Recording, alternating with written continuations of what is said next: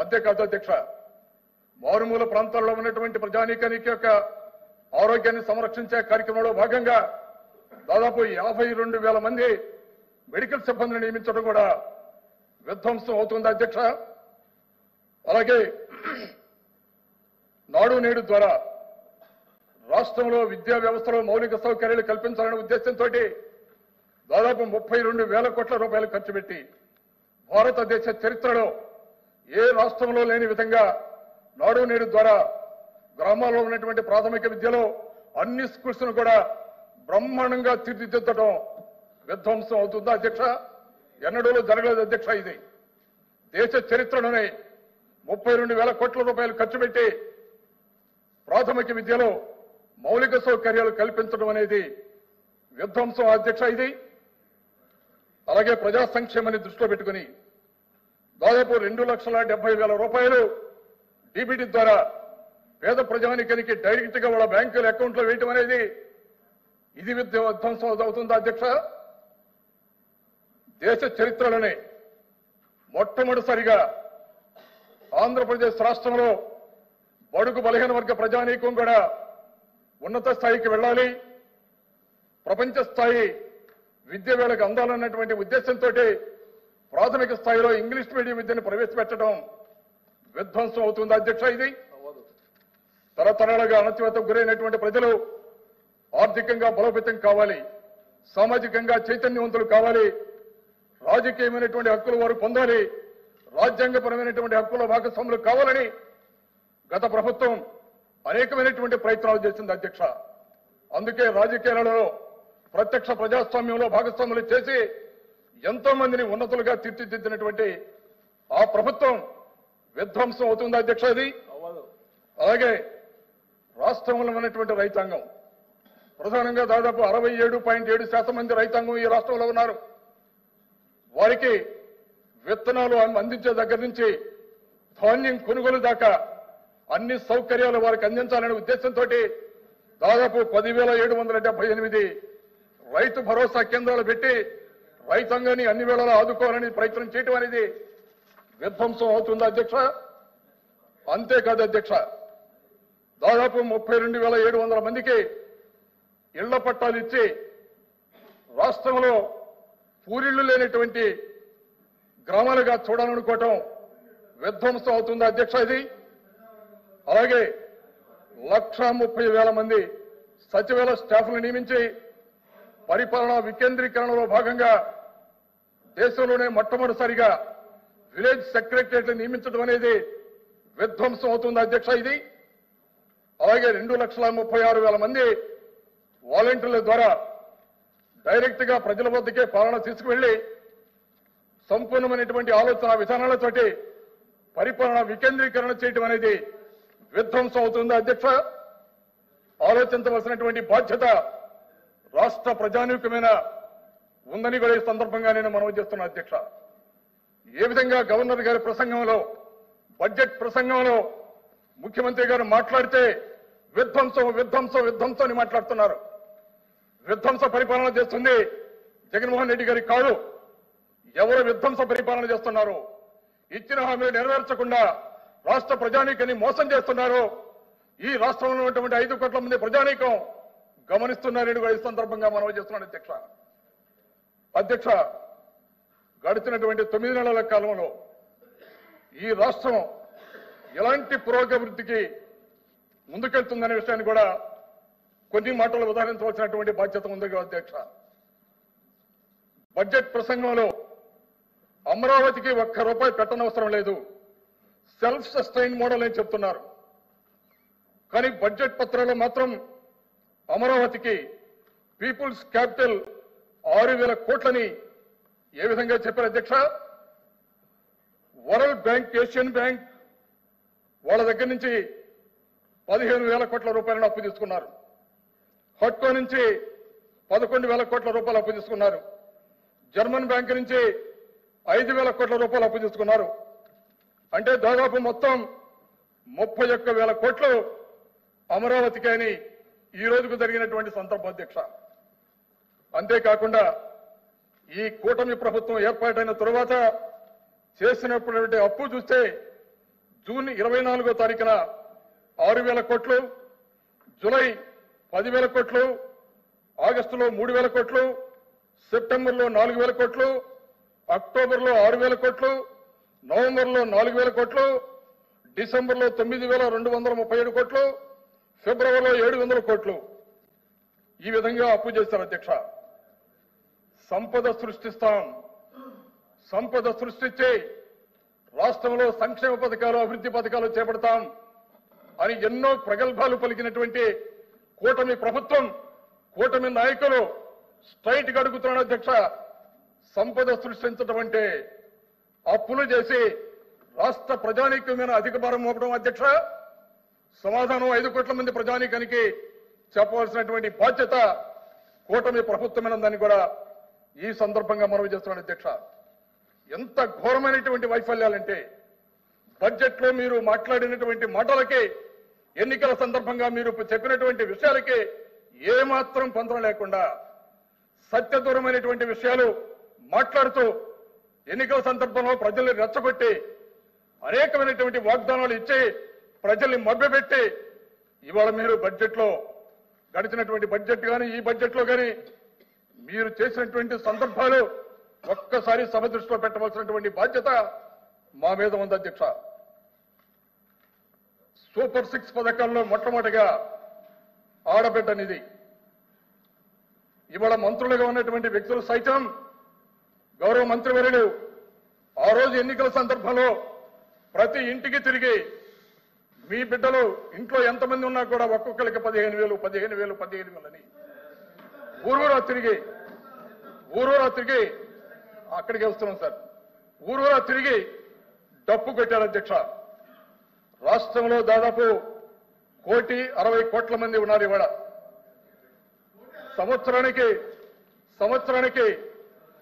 28,800 కోట్ల రూపాయలు సంవత్సరానికి బడ్జెట్ కేటాయించవలసినటువంటి బాధ్యత ఉంది అధ్యక్ష.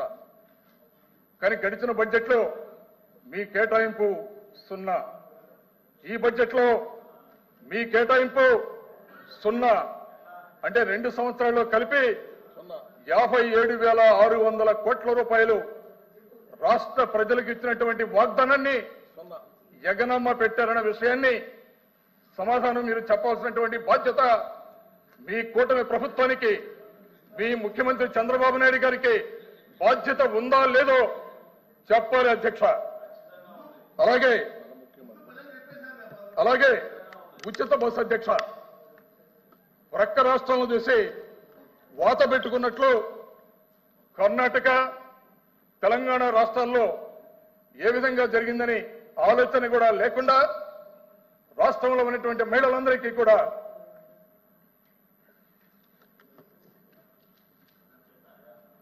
అధికారంలోకి వచ్చినటువంటి వెంటనే ఉచిత బస్సు ఏర్పాటు చేస్తామని ఊరూరా తిరిగి మీ కూటమి నాయకులు బహిరంగ సమావేశాల్లో మాట్లాడింది రాష్ట్ర ప్రజానీకం ఎవరూ మర్చిపోవట్లేదు అధ్యక్ష.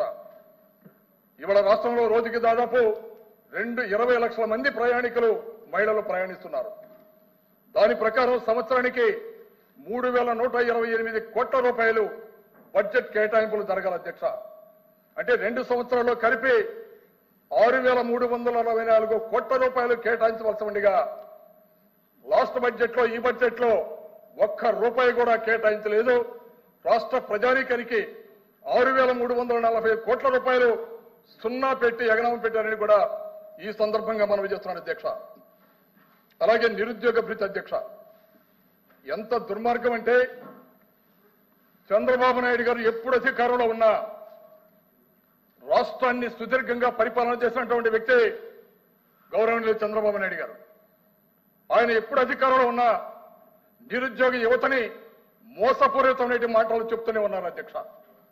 ఎన్నికల సందర్భంగా రాష్ట్రంలో ఉన్నటువంటి నిరుద్యోగులకి వారు ఇచ్చినటువంటి హామీ అధ్యక్ష, 20 లక్షల ఉద్యోగాలు కల్పిస్తాం ప్రభుత్వం వచ్చిన వెంటనే, లేకపోతే నిరుద్యోగ భృతి ఒక్కొక్కరికి 3,000 రూపాయలు ఇస్తాం. ఈ రోజుకి 9 నెలలు దాటింది అధ్యక్ష. సూటి గడుగుతున్న ఈ రాష్ట్రంలో ఉన్నటువంటి నిరుద్యోగులకి దాదాపు 80 లక్షల మంది నిరుద్యోగులు అధ్యక్ష. ఏ ఒక్కరికైనా సరే నిరుద్యోగ భృతిని ఒక్క రూపాయినా కల్పించారు అధ్యక్ష. దీనికి సమాధానం చెప్పాల్సినటువంటి బాధ్యత ముఖ్యమంత్రికి కానీ కూటమి నాయకులు కానీ లేదా అధ్యక్ష. ఇవాళ రాష్ట్రంలో ఉన్నటువంటి నిరుద్యోగులు ఎదురు చూస్తున్నారు అధ్యక్ష. ఎప్పుడు మీరు 3,000 రూపాయలు ఇస్తారని లాస్ట్ బడ్జెట్ లో ఈ బడ్జెట్ లో పెద్ద సున్నా పెట్టి ఎగనామం పెట్టినటువంటి సంగతి మరొక్కసారి గుర్తు చేస్తున్నారు అధ్యక్ష. దీపం పథకం అధ్యక్ష, రాష్ట్రంలో దాదాపు 58 లక్షల మంది దీనికి అర్హులైనటువంటి ప్రజానీకం ఉన్నారు. సంవత్సరానికి 4,000 కోట్ల రూపాయలు బడ్జెట్ లో కేటాయించవలసినటువంటి బాధ్యత దీనికి ఉంది. ఈ సంవత్సరం కేవలం 2,601 కోటి మాత్రమే కేటాయించారు అధ్యక్ష. అంటే బడ్జెట్ లో సంపూర్ణమైనటువంటి బడ్జెట్ దీనికి కేటాయింపులు జరపకుండా 1,399 కోట్ల రూపాయలు ఈ బడ్జెట్ లో కోత విధించారు అధ్యక్ష. గడిచిన సంవత్సరం కూడా కేవలం 1 సిలిండర్ మాత్రమే ఇచ్చి 3 సిలిండర్ల మాట తప్పి ఈ సంవత్సరం కూడా అసంపూర్ణమైనటువంటి బడ్జెట్ పెట్టి ఎంతమందికి సిలిండర్లు ఇస్తారో కూడా చెప్పలేనటువంటి పరిస్థితిలో ఈ ప్రభుత్వం ఉంది అధ్యక్ష. 2 సంవత్సరాలకి కలిపి దాదాపు 4,713 కోట్ల రూపాయలని యజ్ఞనామా పెట్టిన సందర్భాన్ని కూడా ఈ సందర్భంగా గుర్తు చేస్తున్నాడు అధ్యక్ష. అలాగే తల్లికి వందనం అధ్యక్ష, 24.70 లక్షల మంది అర్హులైనటువంటి తల్లులు ఈ రాష్ట్రంలో ఉన్నారు. ఏడాదికి 13,113 కోట్లు ఖర్చు అవ్వాల్సి ఉంటే కేటాయింపుల్లో 9,407 కోట్లు మాత్రమే కేటాయించారు అధ్యక్ష. ఎందుకని మరి సంపూర్ణమైనటువంటి బడ్జెట్ ప్రవేశపెట్టలేకపోయారు? ఎన్నికల సందర్భంలో మీరు అన్నారు అధికారంలోకి వచ్చినటువంటి వెంటనే సంపూర్ణంగా అమలు చేస్తాం సూపర్ 6 అని. ఎందుకని బడ్జెట్ కేటాయింపులు మీరు కేటాయించలేకపోయారు? కేవలం 9,407 కోట్లు మాత్రమే బడ్జెట్ కేటాయింపులు చేశారు. దీనిలో కోత 3,706 కోట్ల అధ్యక్ష. అంటే 2 సంవత్సరాల్లో కలిపి 16,819 కోట్ల రూపాయలని యజ్ఞనామం పెట్టారు అధ్యక్ష. దీనికి సమాధానం చెప్పాల్సినటువంటి బాధ్యత ఈ రాష్ట్రంలో ఉన్నటువంటి ప్రతి తల్లి మీద ఈ ప్రభుత్వానికి ఉందని కూడా ఈ సందర్భంగా మనవి చేస్తున్నాం అధ్యక్ష. అయిపోయింది సార్. అన్నదాత సుఖీభవ దాదాపు రాష్ట్రంలో 22.8 లక్షల మంది అర్హత కలిగినటువంటి రైతాంగం ఉన్నారని కూడా ఈ సందర్భంగా మనవి చేస్తున్నాడు అధ్యక్ష. దీని కింద దాదాపు ఏడాదికి 10,717 కోట్లు ఖర్చు పెట్టవలసినటువంటి బాధ్యత ఉంటే ఇందులో కోత దాదాపు 4,417 కోట్లు యజ్ఞనామం పెట్టారు అధ్యక్ష. 2 సంవత్సరాలు కలిపి 14,861 కోట్లు యజ్ఞనామం పెట్టినటువంటి సందర్భాన్ని గుర్తు చేస్తున్నాడు అధ్యక్ష. అంతేకాదు అధ్యక్ష, ఇచ్చినటువంటి మాట ప్రకారం జాబ్ క్యాలెండర్ లేదు. బీసీ డిక్లరేషన్ ద్వారా 1,00,000 ఖర్చు చేస్తామన్నారు. ఆ మేరకు బడ్జెట్ కేటాయింపులు లేవు. అంగన్వాడీలకు లేదు. గ్రాట్యుటీ అమలు చేస్తున్నారు, అది లేదు. ఆశా వర్కర్లకి కనీస వేతనాల పెంపు లేదు. విద్యార్థుల కళలకు రెక్కల పథకం ద్వారా రుణాలు ఇస్తామన్నారు అధ్యక్ష, అది లేదు అధ్యక్ష. ఉద్యోగుల పెన్షన్లు అధికారంలోకి వచ్చినట్టు వెంటనే ప్రభుత్వ ఉద్యోగులకు ఐఆర్ అనౌన్స్ చేస్తామన్నారు, అది లేదు అధ్యక్ష.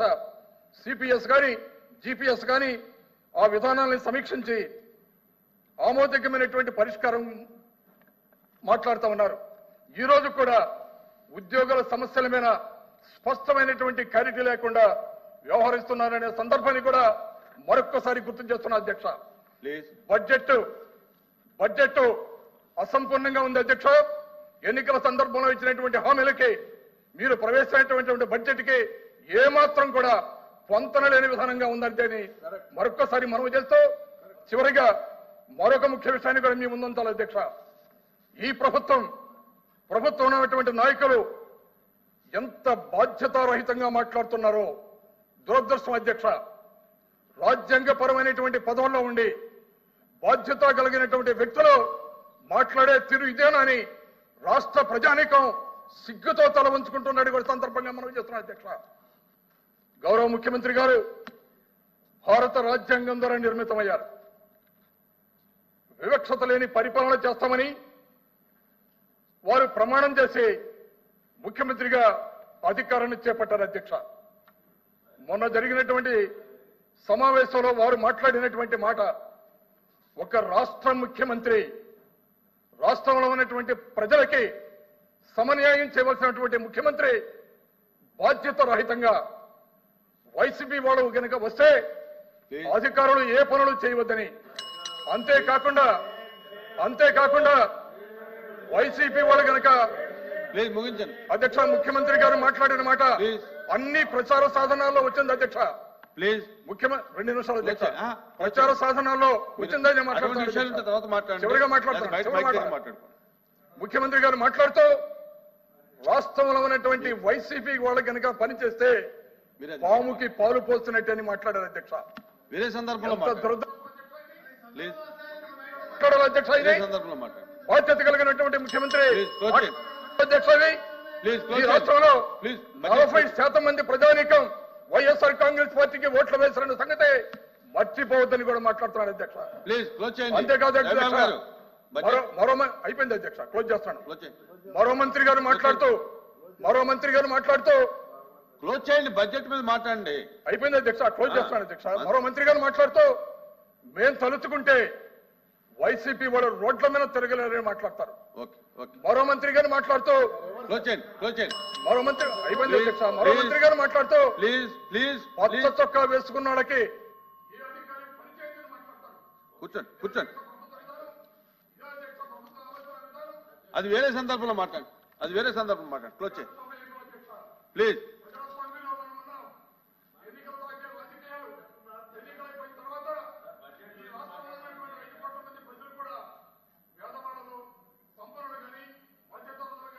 విద్యార్థులు కానీ, మహిళలు కానీ, ఉద్యోగస్తులు కానీ అందరికీ సమన్యాయం చేయవలసినటువంటి నైతిక బాధ్యత రాష్ట్ర ప్రభుత్వం మీద ఉంది అధ్యక్ష. ఆ విధంగా వ్యవహరించాలని. కూర్చోండి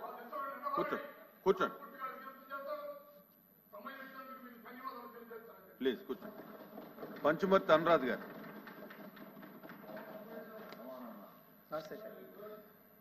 అధ్యక్ష, ఈరోజు ఈ బడ్జెట్ మీద నాకు మాట్లాడటానికి అవకాశం ఇచ్చినందుకు ప్రత్యేకంగా మీకు కృతజ్ఞతలు తెలియజేస్తా ఉన్నాను అధ్యక్ష.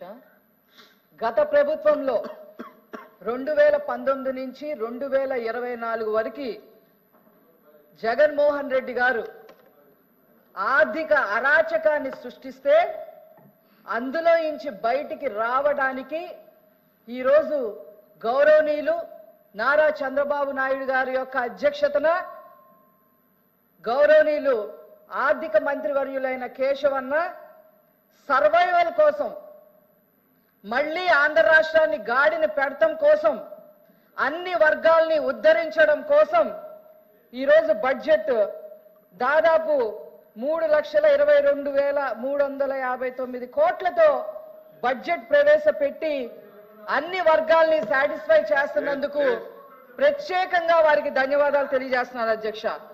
ఇప్పుడే గౌరవ సభ్యులు చెప్పారు, మేమే అప్పులు చేయలేదు, కేవలం 6 లక్షల కోట్లు మాత్రమే అప్పులు చేశాము, మిగతా అన్ని మీరు అబద్ధాలు మాట్లాడుతున్నారు అని చెప్తా ఉన్నారు.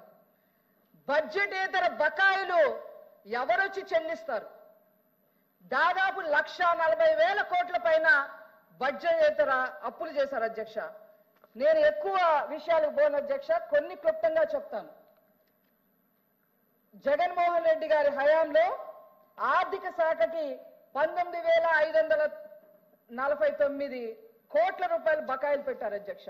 నీటిపారుదలకి 19,324 కోట్లు, గ్రామీణాభివృద్ధికి 14,613 కోట్లు, పరిశ్రమలకి 11,859 కోట్లు, గృహ నిర్మాణానికి 7,802 కోట్లు, మున్సిపల్ కి 7,729 కోట్లు, పెట్టుబడులకి 7,610 కోట్లు, వైద్య ఆరోగ్యానికి 6,486 కోట్లు, విద్యాశాఖకి 4,527 కోట్లు, ఉద్యోగులకు బకాయిలు అయితే చెప్పనక్కర్లేదు అధ్యక్ష. 20,000 కోట్లు బకాయిలు పెడితే ఆ బకాయిలన్నీ ఒక్కొక్కటిగా తీర్చుకొస్తున్నారు అధ్యక్ష. మీరు దానికి టైం ఇస్తే నేను విడిగా మాట్లాడతాను అధ్యక్ష. తర్వాత గౌరవ సభ్యులు మాట్లాడుతున్నారు అధ్యక్ష. ఏమని? మేమేదో చాలా హామీలు ఇచ్చేసాము, 113 హామీలు మీరు తీర్చలేదు అని వారు మాట్లాడుతూ ఉన్నారు అధ్యక్ష. మేము వచ్చి 9 నెలలు అయింది అధ్యక్ష. 9 నెలల్లో సర్వైవల్ కోసం, సూపర్ 6 అమలు చేయడం కోసం నానా తంటాలు పడి వాళ్ళు FRBM నిబంధనలు కూడా ఉల్లంఘించేసి చేసిన కార్యకలాపాలని కూడా సరి చేస్తూ ముందుకు వస్తాం అధ్యక్ష. మీ హయాంలో ఏంటి, నేను మాట్లాడండి దయచేసి. జగన్మోహన్ రెడ్డి గారు 1 సంవత్సరం కాదు, 1 సంవత్సరం కాదు, 5 సంవత్సరాల్లో 5 సంవత్సరాల్లో అధ్యక్ష. ఒక్క నిమిషం అధ్యక్ష. మేము వచ్చిన 9 నెలల్లోనే మేము వచ్చిన 9 నెలల్లో 113 హామీలు చేయలేదని చెబుతున్నారు. మీరు 5 ఏళ్లలో నవరత్నాలకు సంబంధించి 199 హామీలు ఉంటే కనీసం 50 హామీలు కూడా తీర్చలేదు అధ్యక్ష. పాదయాత్రలో జగన్మోహన్ రెడ్డి గారు రాష్ట్ర స్థాయిలో ఇచ్చిన హామీలు 51 ఉంటే అందులో 20% కూడా మీరు చేయలేదు అధ్యక్ష. ఇలా చెప్పుకుంటూ పోతే చాలా ఉన్నాయి అధ్యక్ష. తర్వాత గౌరవ అధ్యక్షులు విధ్వంసం గురించి మాట్లాడుతున్నారు అధ్యక్ష. విధ్వంసం గురించి ఇది విధ్వంసమా అది విధ్వంసమా అని మాట్లాడుతున్నారు అధ్యక్ష. ప్రజల డబ్బుతో, ప్రజలు కట్టిన పన్నుల డబ్బుతో చంద్రబాబు నాయుడు గారి ఇంటి పక్కన ప్రజావేదిక ఉండకూడదని చెప్పి దాని మీద ఖర్చు పెట్టిన దాదాపు 10 కోట్ల పైన ఖర్చు పెడితే ఏమాత్రమైనా ఇది ప్రజల సొమ్ము అనే అవగాహన లేకుండా అధికారం ఉంది కదా అని చెప్పి కూల్చేసిన విషయం విధ్వంసం కాదా అధ్యక్ష? పోలవరం అధ్యక్ష అందరి కళ అది. 70 చెప్పనండి 70 అధ్యక్ష చెప్తా అధ్యక్ష. పోలవరం అధ్యక్ష నానా తంటాలు పడి 1కి 100 సార్లు ఢిల్లీ చుట్టూ తిరిగి నారా చంద్రబాబు నాయుడు గారు దాన్ని 72% పూర్తి చేస్తే రివర్స్ టెండరింగ్లని అదని ఇదని చేసి కనీసం 5% కూడా పూర్తి చెయ్యకుండా ఈ రోజు వాళ్ళు కట్టిన డయాఫ్రామ్ వాళ్ళు కూడా దెబ్బతినే పరిస్థితి తీసుకొచ్చి 600 గ్రామాలకి నీళ్లు లేకుండా చేశారు అధ్యక్ష. ఉత్తరాంధ్రకి 20 టీఎంసీ వాటర్ వచ్చేది, ఉత్తరాంధ్రకి 20 టీఎంసీ ఆఫ్ వాటర్ వచ్చేది. ఇండస్ట్రియల్ గా ఎంతో ఎదిగేది ఉత్తరాంధ్ర. ఈరోజు దాన్ని నాశనం చేసింది విధ్వంసం కాదా అని అడుగుతున్నారు అధ్యక్ష. అదే విధంగా అమరావతి అధ్యక్ష, అమరావతి మీకు చెప్పాలి అధ్యక్ష. ఇది ఈవెన్ ఎల్ఓపి గారు కూడా ఉన్నారు, శ్మశానంతో పోల్చారు మన ఎల్ఓపి గారు. అమరావతిని సెల్ఫ్ సస్టైనబుల్ ప్రాజెక్ట్ గా చెయ్యాలని చెప్పి ఆనాడు ఎంతో కొంత ఖర్చు పెట్టి దాదాపు 10,000 కోట్ల పైన ఖర్చు పెడితే 3 రాజధాని పేరుతో దాన్ని ఎంత నాశనం, ఎంత విధ్వంసం చేశారు అధ్యక్ష. అది కళ్ళకు కనపడటం లేదా అని సభ్యులు నేను అడుగుతా ఉన్నాను అధ్యక్ష. ఈరోజు అమరావతి ఉద్యమం మరి ఎందుకు వచ్చిందని అడుగుతున్నాను అధ్యక్ష. ఆనాడు జగన్మోహన్ రెడ్డి గారు, అదేవిధంగా ఇక్కడ సభలో ఉన్న బొత్స సత్యనారాయణ గారు ఏం చెప్పారు? 11/6/19 రాజధాని పనులు కొనసాగుతాయి, మీకేం పర్లేదు అని చెప్పి ఎల్ఓపి గారు చెప్పారు అధ్యక్ష. రాజధాని నిర్మాణం పనులపై ఎటువంటి అపోహలు పెట్టుకోవద్దు అని చెప్పి 15/6 మళ్ళీ 2019లో చెప్పారు అధ్యక్ష. మంచి రాజధాని మేము నిర్మించేస్తాం అని స్టేట్మెంట్లని ఎల్ఓపి గారు ఇచ్చారు అధ్యక్ష. 18/7/29 రాజధాని సురక్షితంగా, తర్వాత రాజధాని సురక్షితంగా ఉంటుంది అని కూడా చెప్పారు అధ్యక్ష 2019లో. తర్వాత జగన్మోహన్ రెడ్డి గారి మాట మారిపోయింది, మరి సీనియర్ సభ్యులైన ఎల్ఓపి గారి మాటలు కూడా మారిపోయాయి. శ్మశానంతో పోల్చారు అధ్యక్ష. పోల్చి ఏం చేశారు అధ్యక్ష? మీరు విధ్వంసం గురించి మాట్లాడుతున్నారు. ఉద్యమం చేస్తే రైతులు నోరు తెరిస్తే కేసు అధ్యక్ష. ఇంటి ముందు చెయ్యి అమరావతి అని ముగ్గేస్తే కేసు అధ్యక్ష. మాస్క్ పెట్టుకోలేదని కేసు అధ్యక్ష. అమరావతి జెండా పట్టుకుంటే కేసు అధ్యక్ష. గట్టిగా గళమెత్తితే కేసు అధ్యక్ష. చివరికి అమ్మవారికి కనకదుర్గ అమ్మవారికి పొంగళ్ళు సమర్పించకుండా సమర్పించడానికి దుర్గ గుడికి వెళ్తే దానిపైన కేసు అధ్యక్ష. ఇట్లాగా ఒక్కొక్కరి పైన 3,000 మంది అధ్యక్ష, 3,000 మంది ప్లీజ్ 3,000 మంది రైతుల్ని మహిళల్ని ఇబ్బంది పెట్టి ఒక్కొక్కరి మీద ఒక కేసు కాదు అధ్యక్ష, 25 కేసులు 30 కేసులు పెట్టి అమరావతిని సర్వనాశనం చేసి విధ్వంసం చేసి ఈరోజు మేమే విధ్వంసం చేయలేదని మాట్లాడటం ఇంతకన్నా ఎక్కడ ఉందా అధ్యక్ష? తర్వాత అధ్యక్ష ఇంకో విషయం అధ్యక్ష, అన్నా క్యాంటీన్లు ఏం చేసినాయి అధ్యక్ష? ఆనాడు చంద్రబాబు నాయుడు గారు ఏం చెప్పారో తెలుసా అధ్యక్ష? మీరు కావాలంటే రాజశేఖర్ రెడ్డి గారి పేరు పెట్టుకోండి అన్నా క్యాంటీన్ కి, కానీ 5 రూపాయల భోజనాన్ని మీరు తీసేయొద్దు అని చెప్పారు. విధ్వంసం గురించి మరి ఆయన మాట్లాడినప్పుడు నేను మాట్లాడగల అధ్యక్ష.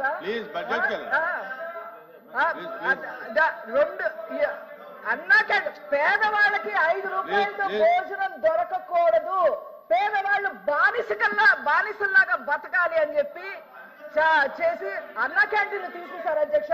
దాని విధ్వంసం కాక ఏమంటారు అధ్యక్ష? దానికి ఏమంటారని చెప్పి ఈ సందర్భంగా నేను అడుగుతున్నాను అధ్యక్ష. ఇంకా పోతే అధ్యక్ష సూపర్ 6 వస్తాను అధ్యక్ష. ఆయన మాట్లాడుతున్నారు ఏది తల్లికి వందనం అని. ఇక్కడ ఒక మాట, సాక్షి మీడియాలో ఇంకో మాట. సాక్షి మీడియాలో మొన్న ఏం చెప్పారు? నా దగ్గర ప్రూఫ్ తో సహా ఉంది అధ్యక్ష.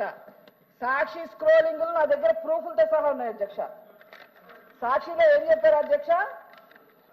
తల్లికి వందనం దానికి సంబంధించి మేము 9,406 కోట్లు కేటాయిస్తే కేవలం 8,000 కోట్లే కేటాయించారు, వీళ్ళకి అసలు చిత్తశుద్ధి లేదు అని చెప్పి మాట్లాడారు అధ్యక్ష. నేను చెప్తున్నాను అధ్యక్ష, అమ్మఒడి అందరికీ ఇస్తామని చెప్పి ఆనాడు ఇంటికి ఒకటికే పరిమితం చేశారు. ఇంట్లో 3 పిల్లలు ఉన్నా ఒకరికే పరిమితం చేశారు. అది ఎంతమంది ఉంటే అంతమందికి వస్తాయని పులివెందుల్లో సాక్షాత్తు జగన్మోహన్ రెడ్డి గారి భార్య గారు చెప్పారు అధ్యక్ష. వీళ్ళు గారు చెప్పింది, జగన్మోహన్ రెడ్డి గారు భార్య గారు చెప్పారు. చెప్పి ఏం చేశారు అధ్యక్ష? తల్లికి వందనండి 15,000 కాకుండా 13,000 చేసి అది ఒక్కరికే ఇచ్చారు అధ్యక్ష. అది కూడా ఒక్కరికే ఇచ్చే 13,000 ఇచ్చారు, అది కూడా అలాగా ఇచ్చారు అధ్యక్ష. పైగా వీళ్ళు గవర్నమెంట్ ఉంది కదా అని నేను లెక్కలతో నేను ప్రూఫ్లతో సహా చూపిస్తాను అధ్యక్ష. వీళ్ళే ఇవ్వలేక 134,437 మందిని తీసేశారు అధ్యక్ష, అందులో నుంచి. అట్లాగే 4 సంవత్సరాల్లో వీళ్ళు ఉన్న నా బటన్ నొక్కిన చివరి సంవత్సరంలో అమ్మఒడి పడలేదు అధ్యక్ష. కాకపోతే ఈ 4 సంవత్సరాల్లో 26,000 కోట్లు వీళ్ళు కేటాయించారు, కానీ ఖర్చు పెట్టలేదు. కానీ మద్యపాన నిషేధం ద్వారా మాత్రం డిజిటల్ కరెన్సీ కూడా తీసుకోకుండా ఎంఆర్పి రేట్లు పాటించకుండా అన్ని తీసి పక్కన పెట్టి 26,000 కోట్లు ఇచ్చి 94,000 అధ్యక్ష 94,516 కోట్లు వసూలు చేశారు అధ్యక్ష. వీళ్ళు అమ్మఒడి గురించి మాట్లాడతారా అని నేను అడుగుతున్నాను అధ్యక్ష. తర్వాత అధ్యక్ష దీపం పథకం గురించి మాట్లాడతారు అధ్యక్ష. దీపం పథకం నుంచి తప్పుడు లెక్కలు మాట్లాడతారు అధ్యక్ష. దీపం పథకంలో 93 లక్షల మంది లబ్ధిదారులు ఉంటే వాళ్ళందరికీ బుక్ చేసుకున్న 48 గంటలకే వాళ్ళకి గ్యాస్ సిలిండర్ ఇస్తుంటే 48 గంటల్లోనే వాళ్ళ ఖాతాల్లోకి 800 నుంచి 860 రూపాయల వరకు వాళ్ళ ఖాతాల్లోకి వెళ్తుంటే హర్షించాల్సింది పోయి అధ్యక్ష ఈ రోజు దీపం అసలు మీరేం చేశారు అధ్యక్ష? జగన్మోహన్ రెడ్డి గారు చంద్రబాబు నాయుడు గారు దీపం పథకం ప్రవేశపెట్టారని దాన్ని తీసి మహిళల పట్ల ఏ మాత్రం చిత్తశుద్ధి లేకుండా తీసి అవతల బారేసి ఈ రోజు దీపం పథకం గురించి మాట్లాడతారు ఏంటి అధ్యక్ష? ఆనాడు కొన్ని పరిస్థితుల వల్ల కేంద్ర ప్రభుత్వం ఒక్కొక్క గ్యాస్ సిలిండర్ 1,100కి అమ్మితే వీళ్ళు మెజారిటీ ఎంపీలు ఉన్నా కూడా ఏనాడు క్వశ్చన్ కూడా చేయలేదు అధ్యక్ష. అనురాధ్ గారు 25-26 బడ్జెట్ గురించి చెప్పండి. 25-26 బడ్జెట్ గురించి. తర్వాత అధ్యక్ష అన్నదాత సుఖీభవ అధ్యక్ష. దయచేసి స్పీకర్స్ ఎవరైనా మాట్లాడేటప్పుడు 26-25-26 బడ్జెట్ గురించి మాట్లాడండి అధ్యక్ష. వారు అన్నదాత సుఖీభా. మీరేం చెప్పారు అధ్యక్ష? జగన్మోహన్ రెడ్డి గారు ఆనాడు ఏం చెప్పారు అధ్యక్ష? మేము 12,500 ఇస్తాం, కేంద్రంతో కలిపి 6,000 ఉంటుంది, మొత్తం కలిపి 18,500 మీకు వస్తాయని చెప్పి 50 లక్షల పైన మంది రైతులుంటే వాళ్ళని 43కో 44 లక్షలకో కుదించేసి ఈ కేవలం 7,500, అది 4 విడతలుగా, ఒకసారి 2,000, ఒకసారి 1,500, ఒకసారి 1,000 రూపాయలు. వాళ్ళ ఇష్టం ముష్టి పడేసినట్టు పడేశారు అధ్యక్ష రైతులకి. దాని గురించి మాట్లాడితే అధ్యక్ష అట్లాగే అధ్యక్ష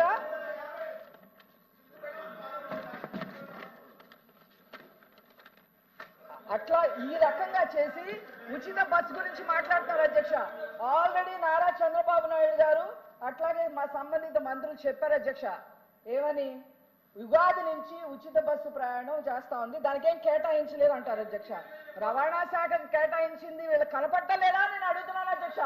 అందులో 8,300 కోట్ల పైన కేటాయిస్తే మీరు ఉచిత బస్సుకి ఏం కేటాయించలేదు, ఏం మాట్లాడలేదని మాట్లాడుతుంటే ఏం చెప్తారు అధ్యక్ష? చివరిగా అధ్యక్ష నేను చెప్తున్నా. బాబు రోహలా, నువ్వు ప్రతిదానికి రన్నింగ్ కమిటీ ఆపాయా అధ్యక్ష చివరిగా అమరావతి గురించి సార్. అమరావతిలో అసలు బడ్జెట్ కేటాయించలేదని చెప్తున్నారు అధ్యక్ష. వాళ్ళు మాట్లాడిన మాటలు నేను ఒకసారి చెప్తాను అధ్యక్ష. అది సెల్ఫ్ సస్టైనబుల్ ప్రాజెక్ట్ అని ఏనాడో నారా చంద్రబాబు నాయుడు గారు చెప్పడం జరిగింది. రైతుల మిగులు భూముల ద్వారా ప్రభుత్వానికి 2 లక్షల కోట్ల ఆదాయం వచ్చే పరిస్థితి ఉంది. కేంద్ర సహాయం 15,000 కోట్లు ఇస్తున్నారు. ప్రపంచ బ్యాంక్ అలాగే ఏషియన్ డెవలప్మెంట్ బ్యాంక్ నుంచి 15,000 కోట్లు తీసుకోబోతున్నారు. ఇట్లాగా దాన్ని సెల్ఫ్ సస్టైనబుల్ ప్రాజెక్ట్ గా ఉంచి బడ్జెట్ కేటాయింపు లేకపోయినా ఈ రోజు అక్కడ పనులు మొదలైనాయి అధ్యక్ష. వీళ్ళు నిర్వీర్యం చేసిన అన్ని కూడా పనులు మొదలుపెట్టి ఈ రోజు ఒక గాడిన పెడుతుంటే అప్రిషియేట్ చేయాల్సింది పోయి ఈ రోజు మళ్ళీ అమరావతి మీద బురద చల్లే ప్రయత్నం చేస్తున్నారు అధ్యక్ష. చివరిగా ఒక మాట అధ్యక్ష, నాకు చాలా బాధగా ఉంటుంది అధ్యక్ష. నేను ఈ ప్రాంతంకి సంబంధించిన దాన్ని కాబట్టి వీళ్ళు చూడండి అధ్యక్ష, పోలీసులను అడ్డు పెట్టుకొని ఎలాగా ఆడవాళ్ళని హింసించారు అధ్యక్ష అమరావతి వాళ్ళని. కనీసం చూడండి అధ్యక్ష, కడుపుతో ఉన్న అమ్మాయిని బూటుకాలతో తన్నిచ్చారు అధ్యక్ష ఈ ప్రభుత్వం. ఆ అమ్మాయికి ఈ రోజు కూడా మళ్ళీ ఆ అమ్మాయికి పిల్లలు పుట్టలేదు అధ్యక్ష. ఈ రోజుకి పిల్లలు పుట్టలేదు అధ్యక్ష. ఎంత బాధగా ఉంటుంది అధ్యక్ష. ఏదో రాజకీయంగా మాట్లాడాలి కాబట్టి మాట్లాడుతున్నారు కానీ అసలు ఆడవాళ్ళ మీద మీకు ఏం చిన్న అధ్యక్ష. బూటుకాలతో తన్నిచ్చారు మీరు. బూటుకాలతో తన్నిచ్చింది మీకు. ఈ రోజు ఉచిత బస్సు ఉందా లేదా, దీపం పథకం ఏం చేశారు అని ఇవన్నీ అడగడానికి అసలు అర్హత ఉందా అని అడుగుతున్నారు అధ్యక్ష. కాబట్టి ఈ బడ్జెట్ సర్వైవల్ బడ్జెట్ అధ్యక్ష.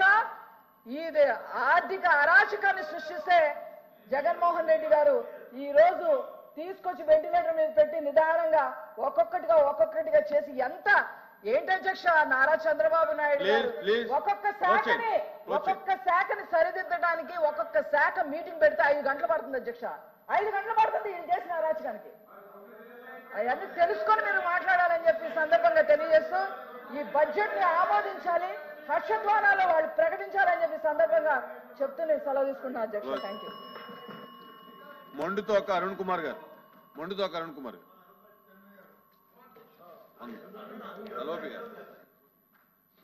అధ్యక్ష, చీఫ్ విప్ గారు మాట్లాడినప్పుడు 2-3 సార్లు నా పేరు తీసుకున్నారు.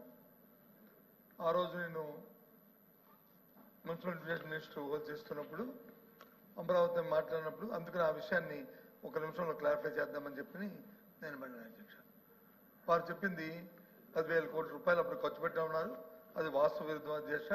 ఆ రోజుకి ఆ ప్రభుత్వం ఖర్చు పెట్టింది 6,000 కోట్లు మాత్రమే. ఆ రోజుకి 6,000 కోట్లలోనూ 2,000 కోట్లు బాండ్స్ రూపంలో తీసుకొచ్చారు.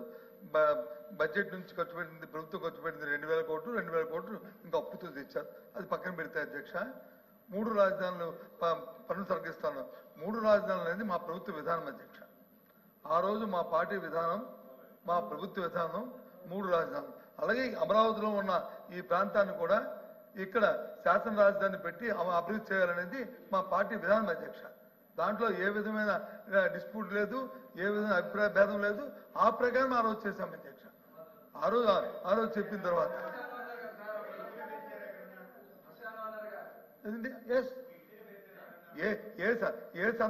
ఏ సందర్భంలో అన్నామని చెప్తాను అధ్యక్ష.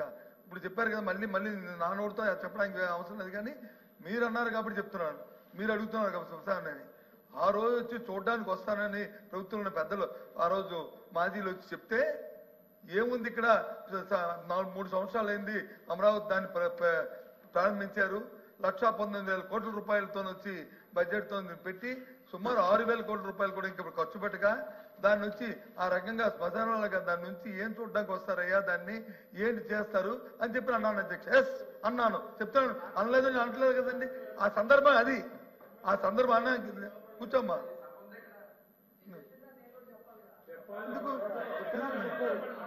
మీరు చెప్పింది మీరు నా పేరు ఎత్తపోతే నేను చెప్పేవాడిని కాదు.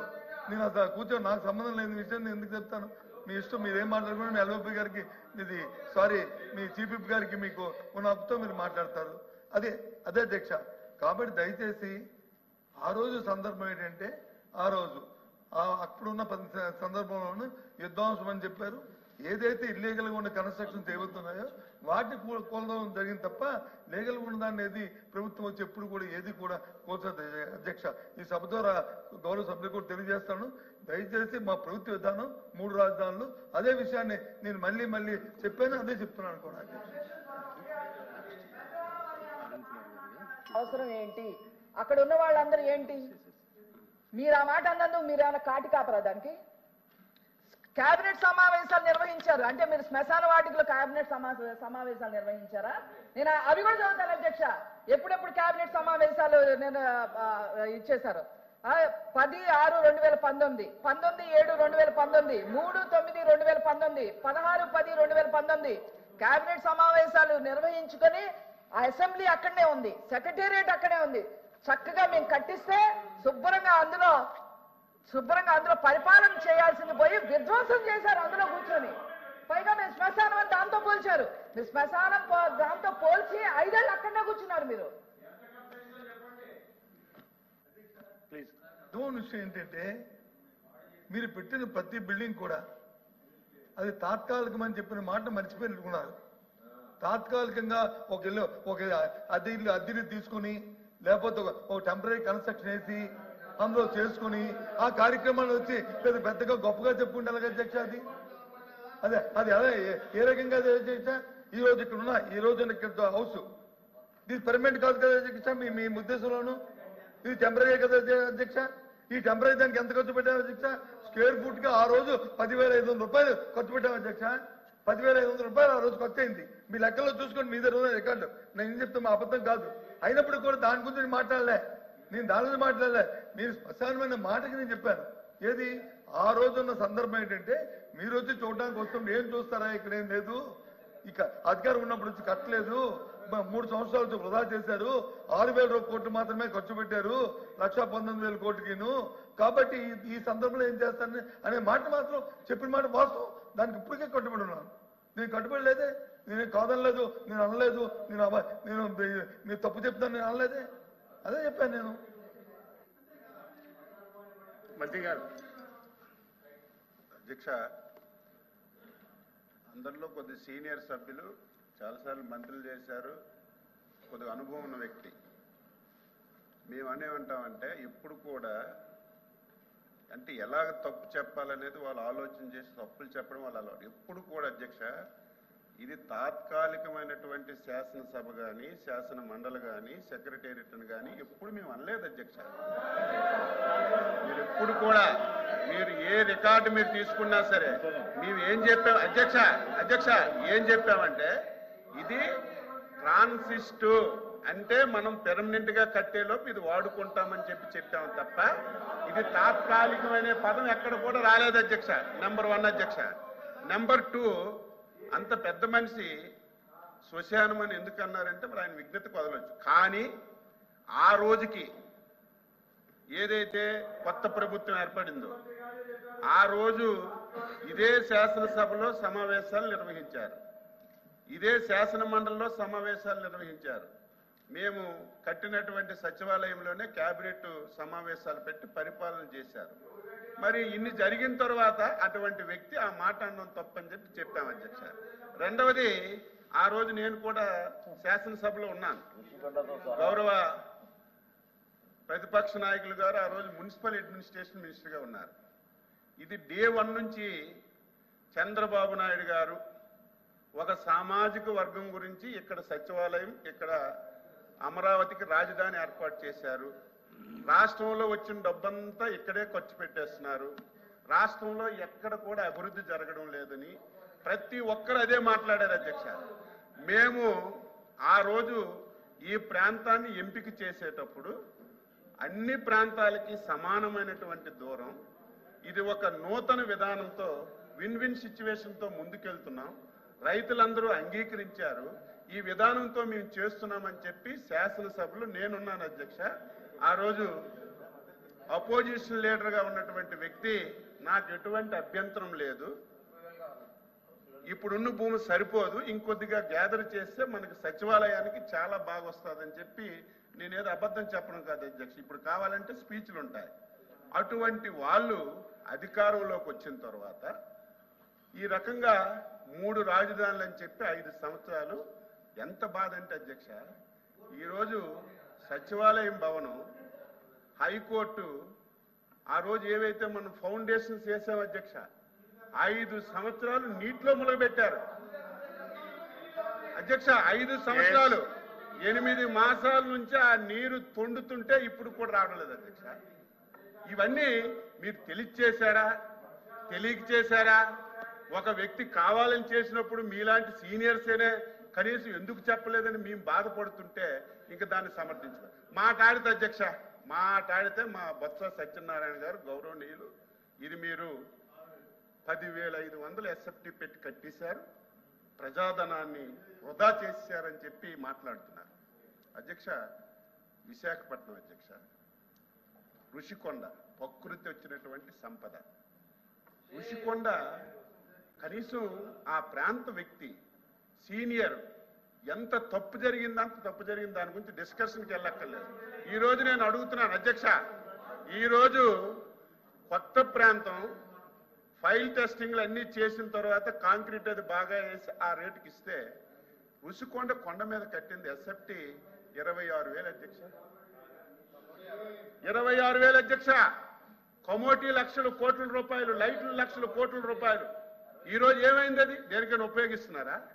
మళ్ళీ ఎంత విచిత్రం అంటే అధ్యక్ష, కనీసం ఒక తప్పు చేసిన తర్వాత, ప్రజలు సమాజం చేసిన తప్పు అని చెప్పిన తర్వాత కనీసం పశ్చాత్తాపం లేదు. దానికి ఎదురుగా మేమే మునగాళ్ళం, మేమే ఇంత డబ్బు ఖర్చు పెట్టి కట్టాము, మాలాగా మీరు కట్టలేరని ఎదురుదాడి చేస్తుంటే ఇంక ఇటువంటి వాళ్ళకి ఏం సమాధానం చెప్పాలి? దయ ఉంచి మీరు ఆ వేళ శ్మశానం అని అనడం చాలా తప్పు. శ్మశానం అన్న వాళ్ళు ఈ ప్రాంతానికి 5 సంవత్సరాలు మీరు రాకపోతే శ్మశానం అంటే దానికి అర్థం ఉంటుంది. శ్మశానం అని అన్ని రోజు కూడా శ్మశానంలో మాట్లాడారు మీరు, అది నా బాధ. కాబట్టి మనం మాట్లాడేటప్పుడు ఇప్పుడు కూడా రైతులకి ఏదో ముష్టంటే తప్పని చెప్పాను నేను. అలాగ మాట్లాడకూడదమ్మా, తప్పది, గౌరవించాలని చెప్పాను. ఎవరివైనా సరే కొంచెం మనకు అనుభవం ఉన్నప్పుడు, తెలిసినప్పుడు మాట దొరుకుతుంది. నేనంత స్పీడ్గా మాట్లాడేటప్పుడు ఒక మాట తప్పు మాట్లాడవచ్చు, మళ్ళీ తెలుసుకొని మనం సరి చేసుకోవాలి. కొత్త వాళ్ళకి తెలియకపోవచ్చు, మీరు సీనియర్. నా బాధ అంతా ఏంటంటే ఆయనకి తెలియకపోయినా 5 సంవత్సరాలు ఈ రాష్ట్రాన్ని కళ్ళ ముందు చాలా తప్పులు మీకు కూడా తెలుసు. ఆయన ఆప్షన్స్లో మీరు కూడా మాట్లాడుకున్నారు, కానీ ఒక్కరు కూడా చెప్పకపోవడం వల్ల 5 సంవత్సరాలు ఈ రాష్ట్రం ఎంత దారుణంగా నష్టపోయింది. ఈరోజు బడ్జెట్ గురించి మాట్లాడుతున్నాం. నిన్న మొన్న ఒక శాసనసభ్యుడు అధ్యక్ష ఇరిగేషన్ ప్రాజెక్టు గురించి మాట్లాడి, అంటే నోరుందని మాట్లాడి ఏదో సోషల్ మీడియాలో పెట్టి ఒక టీవీ పత్రిక ఉందని చెప్పి దాని మీద మీరు స్క్రోల్ చేస్తే మనం మాట్లాడిన మాటలకు అర్థం ఉండాలి. ఒక శాసనసభ్యుడు అధ్యక్ష, ప్రకాశం జిల్లా వెలుగొండ ప్రాజెక్టుకి ఈ బడ్జెట్లో కేటాయింపులు లేవు, 1000 కోట్లు అవసరమైతే 300 కోట్ల రూపాయలు కేటాయించారు. ఈ ప్రాంతానికి ఎన్డీఏ ప్రభుత్వం తీరని అన్యాయం చేసిందని తాటికాయంత అక్షరాలతో టీవీల్లో, పేపర్లో, మీడియాలో మాట్లాడారు. అధ్యక్ష,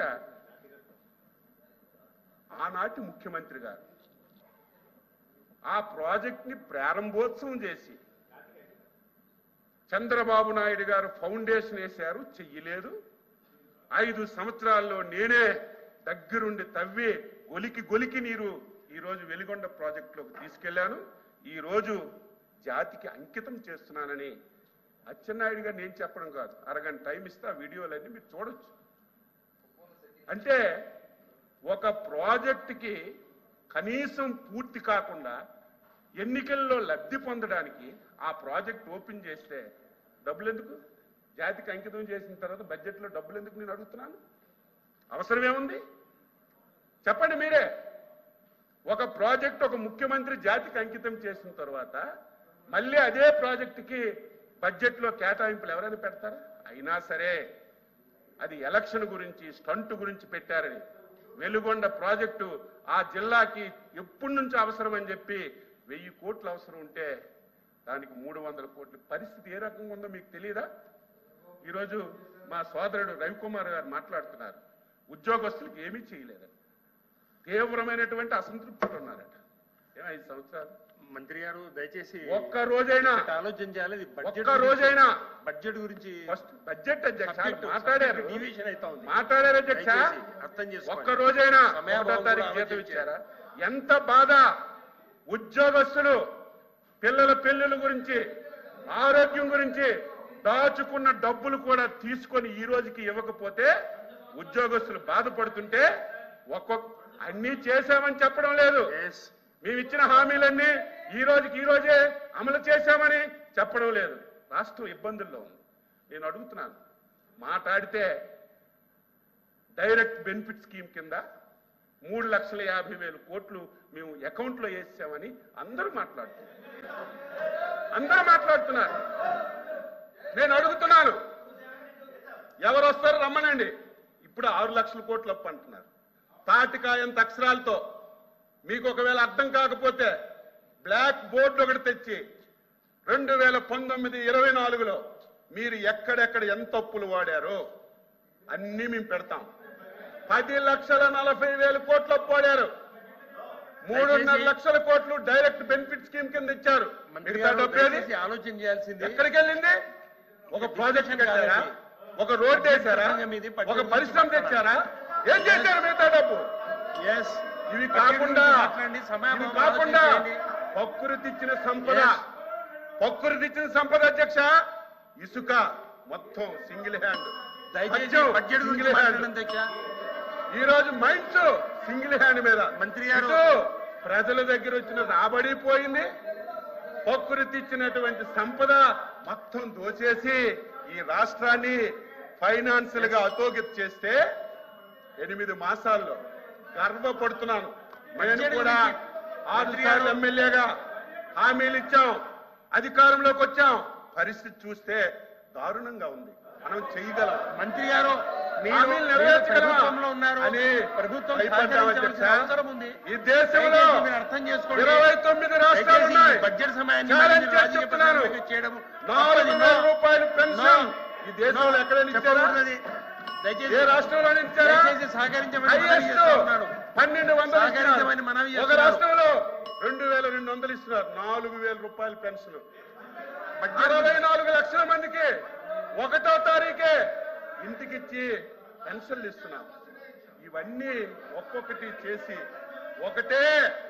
ఒకటే మాకు ప్రజలు అచంచల విశ్వాసం నమ్మకంతో మాకు అధికారాన్ని ఇచ్చారు. ప్రజల విశ్వాసాన్ని నమ్మకాన్ని ఎక్కడా పోగొట్టుకోం. తప్పనిసరిగా ఎన్నికల్లో ఇచ్చిన ప్రతి హామీ నెరవేర్చిన తర్వాత మళ్ళీ ప్రజల దగ్గరికి వెళ్తాం. మా మీద విశ్వాసం నమ్మకం ఉంటే ఈ రాష్ట్రాన్ని బాగు చేస్తామని ఒక విశ్వాసం ఉంటే మళ్ళీ మాకు మంత్రి గారు చేస్తారు. ఆ విధానం ఏదో రాజకీయం గురించో విమర్శల గురించో మేము ఎప్పుడు మాట్లాడు. దయ ఉంచి ఎప్పటికైనా సరే గతంలో చేసిన తప్పులు మీరు తెలుసుకొని బయట మీరంతా కూడా వ్యవహరిస్తే కొంతవరకైనా బాగుంటుందని చెప్పి వ్యక్తిగతంగా నేను సలహా ఇస్తున్నాను. ఇది ఎప్పుడు కూడా తాత్కాలిక భవనాలని ఎప్పుడు అనలేదు. ట్రాన్సిట్ సెక్రటేరియట్ కొత్తది కట్టిన తర్వాత దీన్ని కూడా మళ్ళీ ఉపయోగంలోకి తీసుకొస్తామని ముఖ్యమంత్రి గారు మేమందరం 100 సార్లు చెప్పినా సరే దాన్ని తప్పుదోవ పట్టించి తాత్కాలికం అని చెప్పి మీరు ఎంత చెప్పినా ఎవరు వినే పరిస్థితి ఉండదని ఈ సందర్భంగా సభ్యులందరికీ తెలియజేస్తూ మంచి సలహాలు ఇవ్వండి. ఇంకా ఆర్థికంగా ఏం చెయ్యాలో, ఏం విధంగా చేస్తే రాష్ట్ర ఆర్థిక పరిస్థితుందో మీరు చెప్తే మంత్రి గారు అధ్యక్ష ప్రభుత్వంలో ఎంత ఉన్నారు బాధ. మీరు రాష్ట్రం ప్రభుత్వంలో ఉన్నారు. 11 లక్షల కోట్లు అప్పు తెస్తే దయచేసి ఇక్కడ సభను ఆస్తులకి ముందుకు ఎంత సాగించండి. ఖర్చు పెట్టారు? సాగించండి. కనీసం 12,000 కోట్లు కాదండి. కూడా ఖర్చు పెట్టలేదు. కాదు, ఎప్పుడు రాష్ట్ర ఆదాయం పెరుగుతుంది, ఎప్పుడు సంపద పెరుగుతుంది, ఈ ఆలోచనలు చేయకుండా ఇష్టానుసారంగా మాట్లాడితే ఇది మంచి విధానం కాదు. మంచి సలహాలు ఇవ్వండి, మేము స్వీకరిస్తామని ఈ సందర్భంగా సభ్యులందరికీ తెలియజేస్తున్నాం. ఎల్ఓపి గారు. అధ్యక్ష, అచ్చెన్నాయుడు గారు సుదీర్ఘమైన ఉపన్యాసం ఇచ్చారు. వాస్తవాలను మరుగుపరుస్తూ నందిని బమ్మిని చేయడానికి వచ్చి ఆయన ప్రయత్నం చేశారు. ఈ సెక్రటరియట్ గురించి మాట్లాడినప్పుడు 10,000 అంటే రుషికొండ గురించి మాట్లాడారు. అది ప్రభుత్వ భవనం. ఇప్పుడు ఆయన చెప్పారు కదా 26 స్క్వేర్ ఫుట్కి 26,000 అని చెప్పారు కదా. ఇప్పుడే చెప్పారు కదా. ఎవరు వాడితే వాడుకోకపోవడం చేతగా మీ చేతగా ప్రభుత్వం చేతగా అంటాను. ప్రభుత్వం వినండి, చెప్పింది వినండి. అధ్యక్ష మీరు కూర్చోండి. అధ్యక్ష గారికి సమాధానం చెప్పనివ్వండి. అధ్యక్ష 26,000 స్క్వేర్ ఫుట్ కింద చెప్పారు కదా అధ్యక్ష. అందులో జరిగింది అధ్యక్ష, అందులో అవతకులు జరిగేది కదా అధ్యక్ష. అది ఆయన ఉద్దేశం ప్రకారం అందులో దోపిడీ జరిగిందనే అనే ఉద్దేశమే కదా అధ్యక్ష. అది తప్పు జరిగిందనే అధ్యక్ష. నిన్నగాక మొన్న ఆడికి ఉన్న కాంట్రాక్ట్కి ఇవ్వాల్సిన 80 కోట్ల రూపాయలు అనాపరిత చెల్లించారు అధ్యక్ష. ఏ కిక్ బ్యాక్ చెల్లించారు అధ్యక్ష. తప్పు జరిగితే ఎందుకు ఇవ్వాలి అధ్యక్ష? అధ్యక్ష కంప్లీట్ కానీ ఒకసారి చెప్పాలా? కంప్లీట్ కానీ ఒకసారి ఆయన సమాధానం కంప్లీట్ కానివ్వండి. అధ్యక్ష పాసింగ్ గా రిమార్కులు చేస్తే దానికి వెంటనే మీకు కౌంటర్ ఇవ్వాలి అధ్యక్ష. మంత్రి అదే ఎల్ఓపి గారు చెప్పారు మీరు అంత అవినీతి జరిగింది, దానికి బిల్లు ఎందుకు ఇచ్చారు? ఎప్పుడు ఈ ప్రభుత్వం కక్ష సాధింపు ఉండదు. ఈ రోజు బిల్లు ఇచ్చింది వినండి, పూర్తి చెప్పిన వరకు ఇవ్వండి. ఈ రోజు ఎవరైతే మీరు చెప్పారో, ఎవరికైతే 100 కోట్లు బిల్లు ఇచ్చామని చెప్పారు, రుషికొండ పని మీద ఇవ్వలేదు అధ్యక్ష. ఆయన ఇంకెక్కడో కాంట్రాక్ట్ చేస్తే ఆ పనులకు బిల్లు ఇచ్చారు తప్ప రుషికొండ మీద ఇవ్వలేదు. తెలుసుకోకుండా మీరు ఆ బిల్లు ఇచ్చారని చెప్పి ఏదో పేపర్లో వచ్చిందని చెప్పి మీరు మాట్లాడితే అది తెలుసుకోవాలి. మేము బిల్లు ఇచ్చాం కానీ ఆ కాంట్రాక్టర్ మిగతా ప్రాంతాల్లో ఎక్కడో పనులు చేస్తే దానికి బిల్లు ఇచ్చాం. అదే మీరైతే 5 సంవత్సరాలు తెలుగుదేశం హయాంలో చేసిన ఒక్క పనికి బిల్లు ఇవ్వలేదు, ఒక కార్యక్రమం చేయలేదు. మేము అలా కాదు అధ్యక్ష. కక్ష సాధింపు చర్యలు అనేవి మాకు దరిదాపుల్లో ఉండవు, రావు. ఇది తెలుసుకోమని చెప్పి కోరుతున్నాను అధ్యక్ష. ఏదో పేపర్ వాళ్ళకి అధ్యక్ష ముందు చెప్పండి. ఈ రకంగా ఇచ్చారని చెప్పి వచ్చింది అధ్యక్ష. ఒకటి ఇచ్చారని ఆంధ్రజ్యోతి పత్రికలో వచ్చింది అధ్యక్ష. ఇదేమి కొన్ని సాక్షి పేపర్లే రాలేదు అధ్యక్ష. కొన్ని ఏదో చేసుకున్నారు, తప్పు వార్త రాశారు. కొన్ని మీరే అంటారు కదా మంచి వార్త రాస్తారని, మరి ఆ పేపర్లోనే వచ్చింది అధ్యక్ష. మరి ఆ తప్పు కాదంటే రేపు ఎంక్వైరీ చేయమని ఇప్పటికైనా సరే అందులో అవకతవకలు జరిగితే ఎంక్వైరీ పోస్ట్ చేయమని అధ్యక్ష. ఎంక్వైరీ చేయండి, ఎంక్వైరీకి ఆదేశించండి, ఎంక్వైరీకి ఆదేశించండి. ఎవరొద్దన్నా చేయమని అధ్యక్ష. తప్పు జరిగితే చేయమని అధ్యక్ష. తప్పు జరిగితే ఎందుకు చేయట్లేదు? ఎందుకు ప్రభుత్వం చేయట్లేదు? ఎందుకు వెనకం చేస్తుంది? తప్పులు జరిగినప్పుడు ఎందుకు వెనకం చేస్తుంది? ఒకవేళ ఇక్కడ ఏదో ఒకటి మాట్లాడకపోతే తాడేపల్లి ప్యాలెస్ లో అక్షంతలు పడతాయని మాట్లాడటం తప్ప వేరేదేం లేదు అధ్యక్ష. నేను చెప్పాను అధ్యక్ష, నిజంగా రుషికొండ ప్రభుత్వ భవనం కాదు ఋషికొండ ప్యాలెస్ ప్రభుత్వ భవనం అని చెప్పారు అధ్యక్ష. బాకీ డబ్బులు కూడా ఎందుకున్నాయి అధ్యక్ష? సరే ప్రభుత్వం మరి ప్రజావేదిక ప్రభుత్వ భవనం కాదా? ప్రజావేదిక ప్రభుత్వ భవనం కాదా? ఎందుకు రకాలు వచ్చేసారు? ప్రజావేదిక ప్రభుత్వ భవనం కాదా? మాట్లాడి లోపి అచ్చెన్నాయుడు గారు మాట్లాడిన దాంట్లో విద్వాంసాలు అనుకున్నప్పుడు మా సభ్యుడు ఏం చెప్పాడు, రే బాబు ఈ జరిగిన అంశాలన్నింటినీ కూడా చూమిడి చెప్పాడు. ఏది విద్వాంసం అని చెప్పి అడిగాడు. మెడికల్ కాలేజీ కట్టడం విద్వాంసమా, పోర్టులు కట్టడం విద్వాంసమా, లేదు జట్టీలు కట్టడం విద్వాంసమా, లేదు నార్మల్ స్కూల్లో కట్టడం విద్వాంసమా? ఈ సందర్భాన్ని ఆయన ఉటకించారు తప్ప వ్యక్తిగతంగా ఆయన ఏమి ఎవరిని విమర్శించేది? వ్యక్తిగతంగా విమర్శించారా? మీరు వ్యక్తిగతంగా విమర్శించారు. నా పేరు ఇస్తారు కాబట్టి చెప్పారు. చెప్పినప్పుడు చెప్పారు ఈ 10,000 10,500 అది 26,000 ఓకే. ఎంక్వైరీ చేయండి. అక్కడ తప్పు జరిగితే రుషికొండ కట్టడాల్లో కానీ తప్పు జరిగితే ఎంక్వైరీ చేయండి. ఎందుకు చంపుతున్నారు? ఏ కారణం ఏంటి? కాకుండా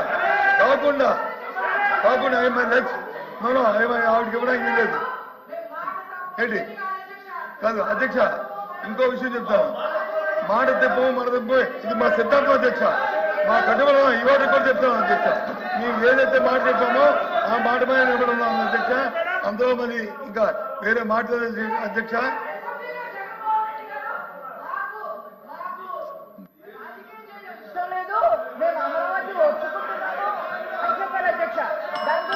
దయచేసి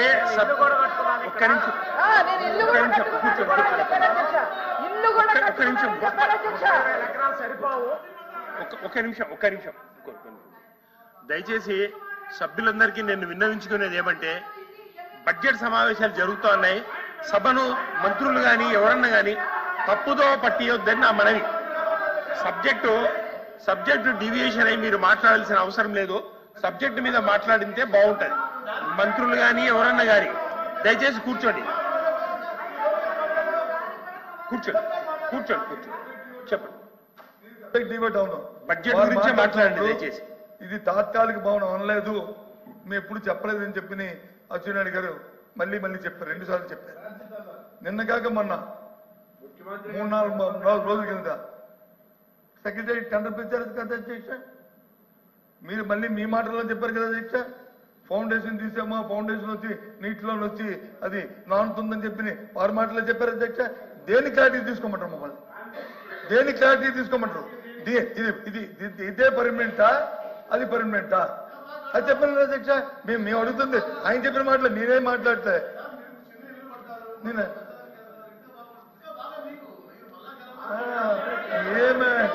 మినిస్టర్ గారు దయచేసి ఇది కుటుంబం. ఇది చెన్నెల్లి కొండం పెద్దెల్లి కొండం కాదు కదా అధ్యక్ష.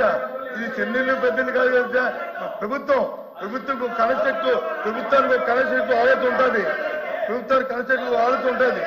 దయచేసి విమర్శకి పశ్చిమ కాకుండా సబ్జెక్ట్ ఏది ఉందో సబ్జెక్ట్ కల్పని మీరు మాట్లాడండి. ఏదైనా సరే మేము మాట్లాడుతూ సమాధానం చెప్పండి. అటు నుంచి అప్పుడు ఏమైనా జరిగింది, తప్పులు ఏమైనా ఉంటే మీరు చెప్పండి.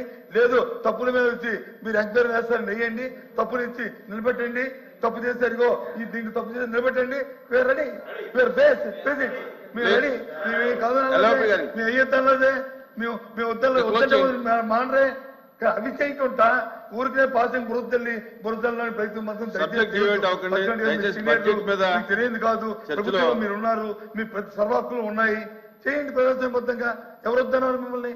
కానీ ఊరికినే బురదల్లోకి రుషికొండలు అంత ముందు ఏముండేదండి? ఆ రుషికొండ పైన ఇది మన టూరిజం గెస్ట్ హౌస్ ఉండేదే కదా, బిల్డింగ్లు ఉన్నాయో లేవు అక్కడ. అవి తీసుకొస్తే కట్టారు, తప్పేముంది? దాన్ని వచ్చి ప్రభుత్వం ఉపయోగించుకోవాలి, తప్పేముంది? అక్కడ లేకపోతే తప్పు, అవి కట్టారు తప్పు. దయచేసి అది కాకుండా ఇవాళ బడ్జెట్ మేము మాట్లాడుతున్నాం. మీ అల్వప్ప గారు మీ చీఫ్ గారు మాట్లాడినప్పుడు నా పేరు ఎత్తారు.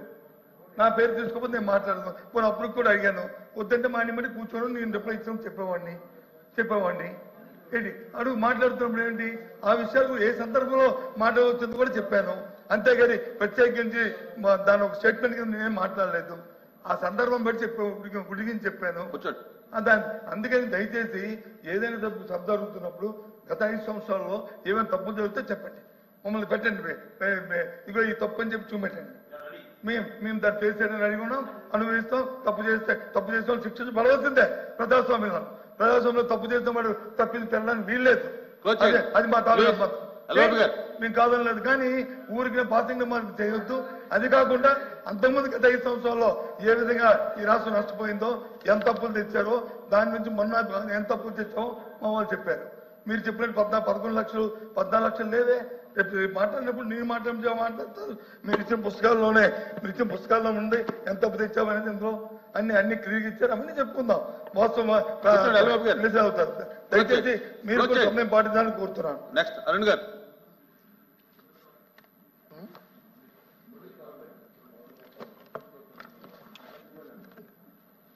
అధ్యక్ష, బడ్జెట్ మీద ప్రసంగించడానికి అవకాశం ఇచ్చినందుకు ముందుగా ధన్యవాదాలు అధ్యక్ష. అధ్యక్ష, ఫైనాన్స్ మినిస్టర్ గారు ఈ బడ్జెట్ ప్రజెంట్ చేసినప్పుడు మొత్తం బుక్ అంతా మీద కూడా ఎక్కువ సార్లు గత ప్రభుత్వానికి ఫైనాన్షియల్ డిసిప్లిన్ లేదని, ఆర్థికంగా బాగా దెబ్బతీశారని గత ప్రభుత్వాన్ని నిందిస్తూ వాళ్ళు ఏం చేయబోతారన్న విషయాన్ని మర్చిపోయారు అధ్యక్ష. మేమేం జనరల్గా ఏదైనా ఒక బడ్జెట్ వచ్చిందంటే ఆ రాష్ట్ర ప్రజలు వాళ్ళ ఆకాంక్షలు, వాళ్ళ కోరికలు, ప్రభుత్వం ఇచ్చిన హామీలు, ఆ హామీని ఎలా తీర్చాలి, దానికి బడ్జెట్ ఎంత అలొకేట్ చేయాలనేది ఉంటుంది అధ్యక్ష. కానీ ఈ బడ్జెట్లో సెకండ్ పారాగ్రాఫ్ నుంచి అధ్యక్ష ఆయన గత ప్రభుత్వానికి ఫైనాన్షియల్ డిసిప్లిన్ లేదని చెప్పి స్టార్ట్ చేశారు అధ్యక్ష. అధ్యక్ష, ఒకసారి ఒక ఫైనాన్షియల్ డిసిప్లిన్ ఏ విధంగా లేదు అని చెప్పి అలా ఏం చెప్పారో నాకు తెలియదు. కానీ వాళ్ళు చెప్పినవి ఏంటంటే అధ్యక్ష, ఒకటి, గత ప్రభుత్వం భారీగా అప్పులు చేసింది. 2, వాళ్ళు అప్పులు చేయడం వల్ల రాష్ట్రానికి మళ్ళీ కూడా అప్పు పుట్టే పరిస్థితి లేదు. 3, రాష్ట్రానికి ఎవరో కూడా ఇండస్ట్రీస్ రావట్లేదు అని రకరకాల రాజకీయ ప్రసంగం చేశారు అధ్యక్ష బడ్జెట్లో. అధ్యక్ష, నేను ఇచ్చే డేటా, నేను మాట్లాడే డేటా ఇదేది నా సొంత డేటా కాదు అధ్యక్ష. ఎందుకు చెప్తానంటే,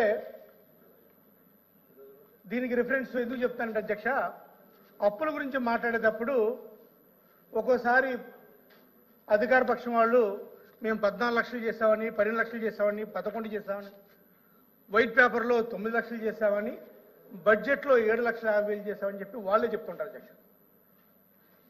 ఎంత చేశామన్నది రిపోర్ట్ ఒకలా ఉంటుంది, వాళ్ళు చెప్పే మాటలు ఒకటి ఉంటుంది. దాని జోలికి అప్పుడే వెళ్ళట్లేదు అధ్యక్ష. కానీ మాకు ఎంత ఫైనాన్షియల్గా డిసిప్లిన్ ఉంది, మేము ఫైనాన్షియల్గా ఎంత బాగా చేశామని చెప్పడం కోసం ఈ సభ ముందు డేటా పెడుతున్నాను అధ్యక్ష. ఈ డేటా సోర్స్ వచ్చే అధ్యక్ష ministry of statistics and programme implementation data అధ్యక్ష. అధ్యక్ష, గత ప్రభుత్వం, మేము ప్రభుత్వంలోకి వచ్చే ముందు the previous government, Telugu Desam government ఉన్నప్పుడు 2014 to 2019 వరకు వారి పెర్ క్యాపిటా ఇన్కమ్ వాళ్ళ ర్యాంక్ వచ్చే అధ్యక్ష అప్పుడు 18th ర్యాంక్ అధ్యక్ష.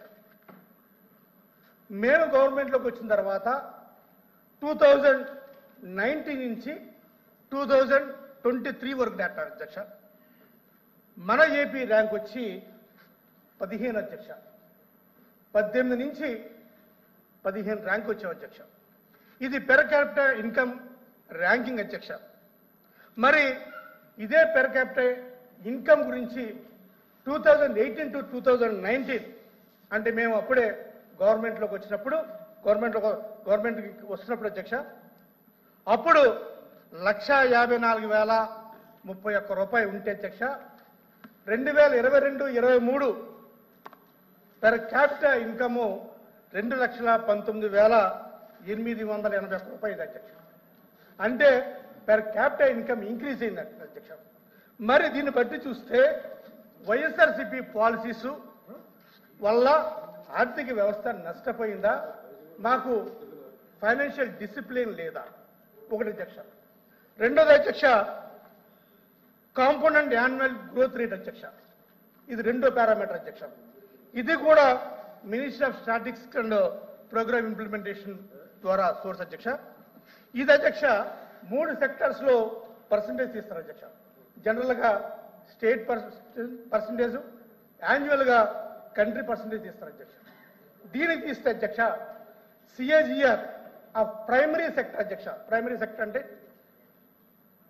అగ్రికల్చరు సరైన యాక్టివిటీస్ అధ్యక్ష. దీన్ని చూస్తే అధ్యక్ష 2019 నుంచి 2024 వరకు ఈ ఏపీలోని వైఎస్ఆర్ కాంగ్రెస్ పార్టీ గవర్నమెంట్లోని ర్యాంక్ వచ్చి 10.34% అధ్యక్ష. అదే ప్రైమరీ సెక్టర్ ఆఫ్ ఇండియా అధ్యక్ష, ఓవరాల్ ఇండియా చూస్తే అధ్యక్ష కేవలం 9.03% అధ్యక్ష. ఇది కాంపౌండ్ యాన్యువల్ గ్రోత్ రేట్ అధ్యక్ష. ఇది ప్రైమరీ సెక్టర్ అధ్యక్ష. ఇక సెకండరీ సెక్టర్ అధ్యక్ష, సెకండరీ సెక్టర్ ఆఫ్ ఏపీ అధ్యక్ష, ఇది పర్సంటేజ్ వచ్చి 13.07% అధ్యక్ష. వేరేస్ ఇండియా పర్సంటేజ్ వస్తే కేవలం 8.28% అధ్యక్ష.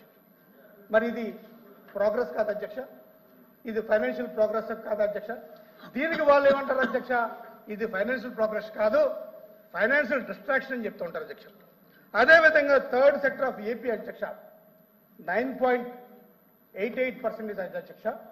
ఓవరాల్ గా ఇండియా వచ్చి స్లైట్లీ 9.85 ఉంది అధ్యక్ష. అంటే కేవలం 0.3% మనం అప్పుడు ఎడ్జ్లో ఉన్నాం అధ్యక్ష.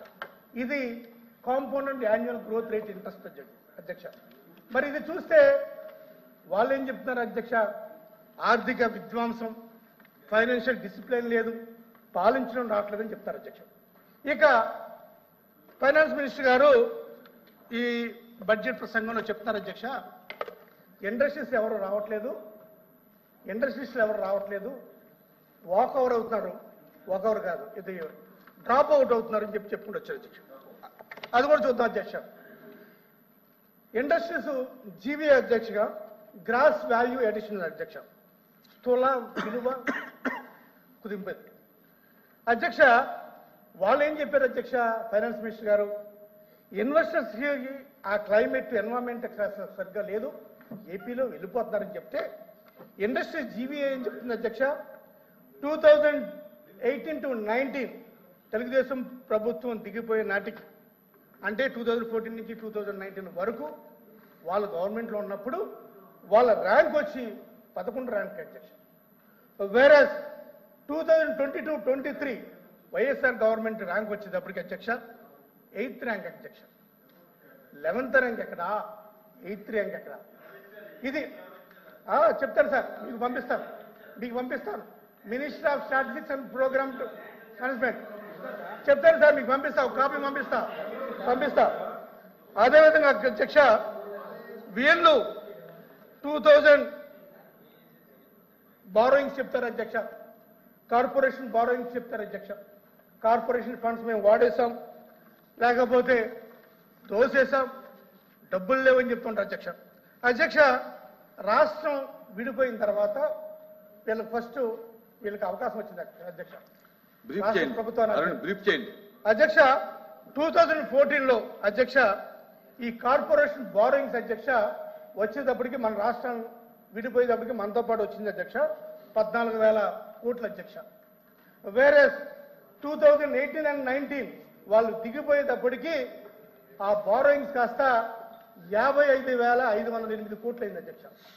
ఇది ఎక్కడి తీసుకొచ్చారు అధ్యక్ష, TDP government civil supply corporation తాకట్టు పెట్టి టీడీపీ గవర్నమెంట్ గ్యారంటీ ఇచ్చి మరి తీసుకొస్తే మరి ఇది ఆఫ్ బడ్జెట్ బారోయింగ్ కాదు అధ్యక్ష, దాని గురించి మాట్లాడుతున్నారు అధ్యక్ష. ఇక అధ్యక్ష ఈ అడిషనల్ బారోయింగ్స్ అధ్యక్ష, వీళ్ళ టైంలో అధ్యక్ష అడిషనల్ బారోయింగ్స్ ఇప్పుడు దాకా అధ్యక్ష మొన్నటిదాకా అధ్యక్ష వీళ్ళు తీసుకొచ్చింది 28,457 crores అధ్యక్ష. వేరే వైఎస్ఆర్ గవర్నమెంట్లో అడిషనల్ బారోయింగ్స్ వచ్చింది అధ్యక్ష కేవలం 1,600 అధ్యక్ష, మరి 1,640 కోట్ల అధ్యక్ష. మరి ఇది రాష్ట్రానికి అప్పులు చేయడానికి వీలు లేని స్థితి చేసింది ఏ గవర్నమెంట్ అధ్యక్ష? వైఎస్ఆర్ గవర్నమెంట్ అధ్యక్ష, లేకపోతే తెలుగుదేశం పార్టీ గవర్నమెంట్ అధ్యక్ష? వేరే మళ్ళీ ఫైనాన్స్ మినిస్టర్ చెప్తారు అధ్యక్ష ఈ బడ్జెట్లో అసలు సెంట్రల్ గవర్నమెంట్ ఆదుకోకపోతే వైఎస్ఆర్ కాంగ్రెస్ పార్టీ ప్రభుత్వం అసలు నడిచేదే కాదు అన్నాడు అధ్యక్ష. నాకు అర్థం కాని విషయం అంతే అధ్యక్ష. ఒక్కసారి ఈ రిపోర్ట్ ప్రకారం అధ్యక్ష 2014 నుంచి 19 వరకు టీడీపీ గవర్నమెంటే ఎక్కువ సెంట్రల్ గవర్నమెంట్ మీద ఆధారపడి ఉంది అధ్యక్ష, వైఎస్ఆర్ కాంగ్రెస్ పార్టీ గవర్నమెంట్ కాదు అధ్యక్ష.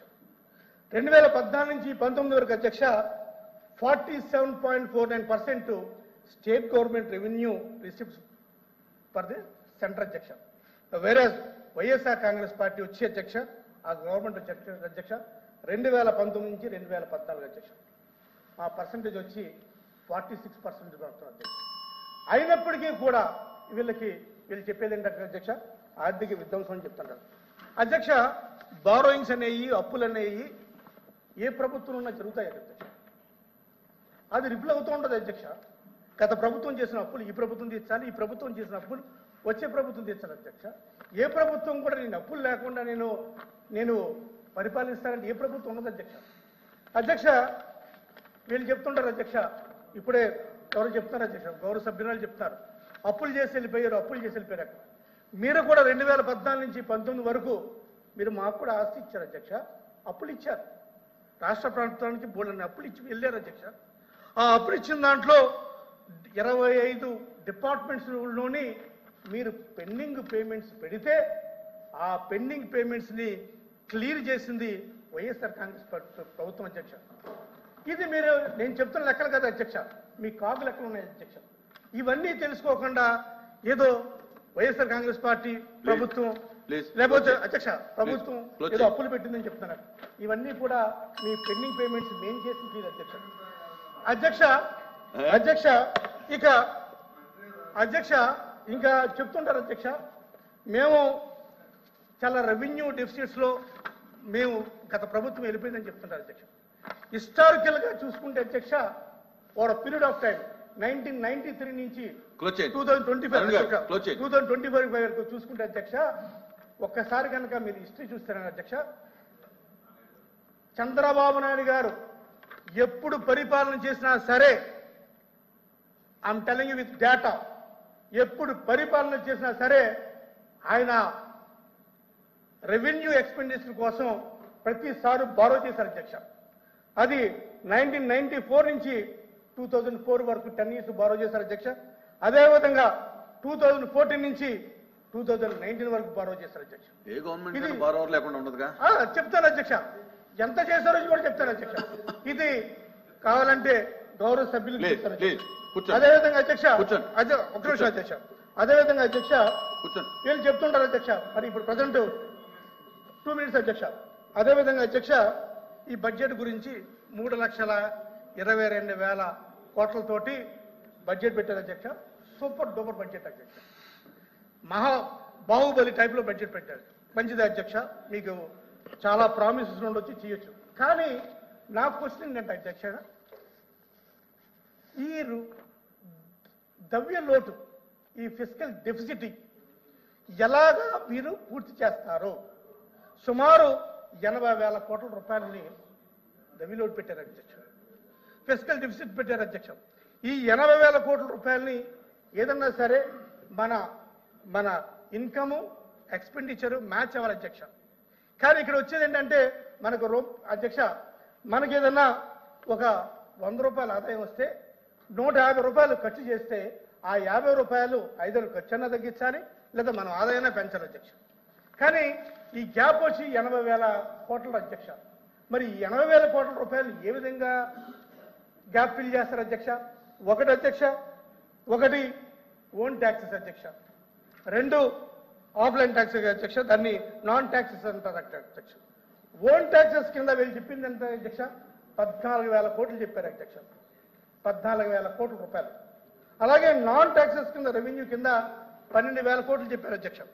ఇంకా వాళ్ళు ఏం చెప్తారు అధ్యక్ష? కేంద్రం నుంచి ఆదాయం వస్తుంది, ఆదాయంతో ఈ 80,000 కోట్ల రూపాయలు తీరుస్తా అని చెప్తున్నారు అధ్యక్ష. ఇది సాధ్యమా అధ్యక్ష? అధ్యక్ష, ఏదైనా సరే ఒక ఫండమెంటల్ క్వశ్చన్ అధ్యక్ష, నాన్ ట్యాక్సెస్ రెవెన్యూ ఎలా ఉంటుంది ఎలా పెరగాలి అధ్యక్ష? ఒకటి, ప్రభుత్వ ఆస్తులు అమ్మాలి అధ్యక్ష. మరి ప్రభుత్వ ఆస్తులు అమ్ముతారా, లేకపోతే తాకట్టు పెడతారా, లేకపోతే ఏదైతే మీరు పథకాల కింద డబ్బులు పెట్టారో, లేకపోతే తలకాయల్ని తగ్గిస్తారా? మీరు పెట్టిన డబ్బులు ఖర్చు చేయలేమని చెప్పి చెప్పాలి కదా అధ్యక్ష. అదేవిధంగా అధ్యక్ష, ట్యాక్స్ రెవెన్యూస్ అధ్యక్ష 14,000 కోట్లు పెట్టారు అధ్యక్ష. ఒకటి, ఈ 14,000 కోట్లు మీట్ అవ్వాలంటే ఒకటి ప్రజలపైన ట్యాక్స్ అన్న వేయాలి అధ్యక్ష, లేదా జీడిపి అన్న పెరగాలి అధ్యక్ష. జీడిపి ఆదాయం ఎలా పెరుగుతుంది అధ్యక్ష? మళ్ళీ సంపద సృష్టిస్తానని చెప్పి మళ్ళీ ఇటు వస్తారు అధ్యక్ష. అధ్యక్ష, ఈ 80,000 కోట్ల రూపాయలు ఫిస్కల్ డెఫిసిట్ తోటి మళ్ళీ ఫైనాన్స్ మినిస్టర్ గారు ఏమంటారు అధ్యక్ష? ఈ బడ్జెట్లో అసలు స్టేట్కి రుణ సహకరణ సామర్థ్యం జీరోకి పడిపోయింది అని చెప్తారు అధ్యక్ష. మరి ఇది ఎలా మ్యాచ్ అవుతుంది అధ్యక్ష? నాకైతే అర్థం కదా అధ్యక్ష. అయితే ఈ 1,00,000 కోట్లు అప్పులు చేసి, ఈ భారీగా అప్పులు చేసి తీరా చూస్తే దేన్ని తీసుకొచ్చారు అధ్యక్ష? అవి ఎక్కడ స్పెండ్ చేస్తున్నారో చెప్పరు అధ్యక్ష.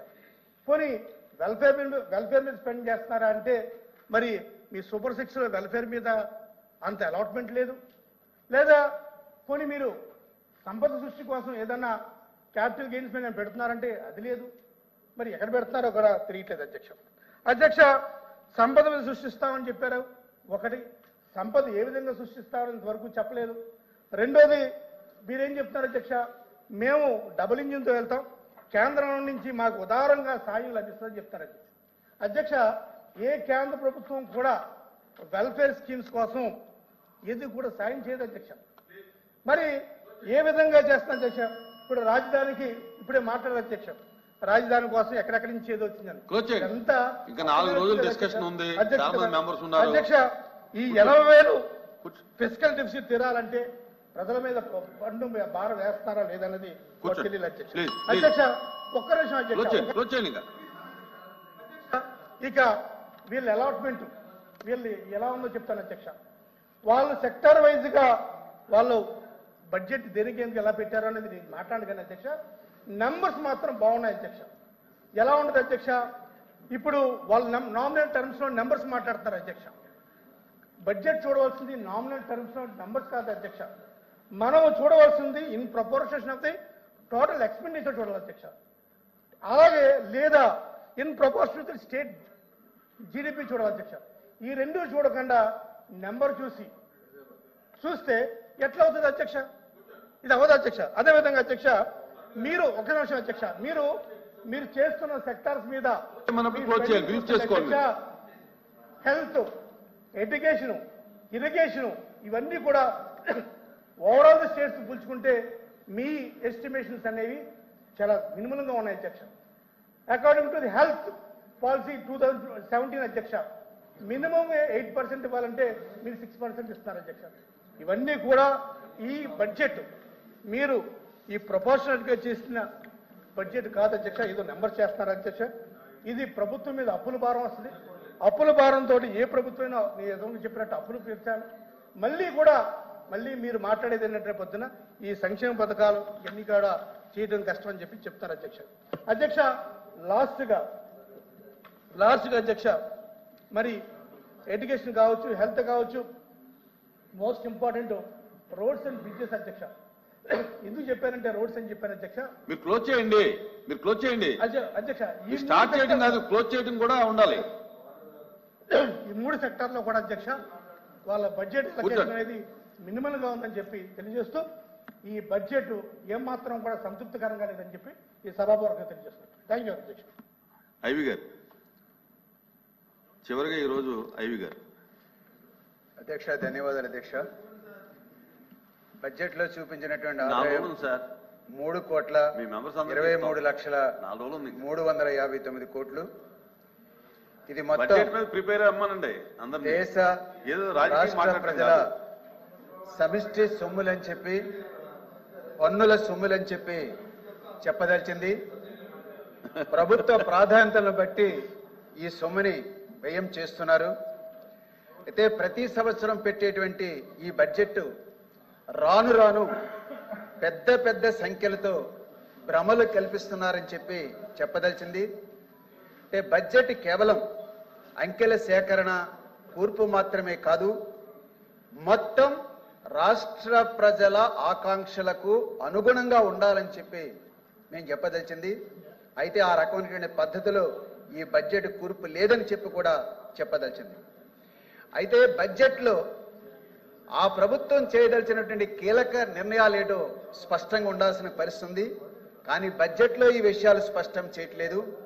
సభకు చెప్పకుండా మంత్రి మండలి నిర్ణయాలతోటి పన్నులు ఇతరేతర సంస్కరణలు కూడా జరిగిపోతున్నాయని చెప్పి చెప్పదలిచింది. బడ్జెట్ ప్రతిపాదనలకు సంబంధించి ప్రజలకు మేలు చేకూర్చే కన్నా హలో సార్ మాట్లాడాము సార్. దయచేసి బడ్జెట్ ప్రతిపాదనలు సంబంధించిన ప్రజలకు మేలు చేకూర్చే కన్నా పాలక పార్టీల యొక్క ఎన్నికల ప్రచారానికి ఉపయోగించే విధంగా ఈ బడ్జెట్ ని మారుస్తున్నారని చెప్పి కూడా చెప్పదలిచింది. కేటాయింపులకి ఆచరణకి మధ్య చాలా అగాధం ఎక్కువగా కనపడుతున్నటువంటి పరిస్థితి ఉన్నది. ఆదాయ అంచనా నెరవేరేటువంటి పరిస్థితి లేనందున ద్రవ్యలోటు పరిమితిని బాగా పెంచేసుకుంటున్న పరిస్థితి కూడా ఉంది. పన్నేతర ఆదాయ లెక్కలు ఎక్కువగానే ఈ బడ్జెట్లో ఉన్నాయని చెప్పి చెప్పదలిచింది. అంచనాకు తగిన ఆదాయం రావడం లేదు, కేంద్రం నుంచి గ్యారెంటీలు ఆశించినటువంటి మేరకు రావడం లేదు, కేటాయింపులు చేసిన మేరకైనా ఖర్చులు జరగడం లేదు. ఆదాయ అంచనా, కేటాయింపుల అంచనా, ఖర్చుల అంచనా మధ్య ఈ అగాధం చాలా పెరిగిపోతుంది. ఈ బడ్జెట్లో కూడా అదే కనపడుతుందని చెప్పదలిచింది. రెవెన్యూ లోటు, ద్రవ్యలోటు, అప్పులు బాగా పెరుగుతున్నాయి. బడ్జెట్లో ఇవి అగ్రభాగంగా ఉంటున్న పరిస్థితి కూడా ఈ బడ్జెట్లో కనపడుతుంది. రాష్ట్రానికి బడ్జెట్ ద్వారా ఆదాయం వచ్చేది ప్రజల ద్వారానే. ఎవరెవరి ప్రభుత్వాలు ఎన్ని అప్పులు చేసినా అప్పులు తీర్చేది కూడా ప్రజల ద్వారానే. ఇందులో ఎవరు ఏ గొప్పలు చెప్పుకునేటువంటి పరిస్థితి ఉందని చెప్పి మేము చెప్పదలిచింది.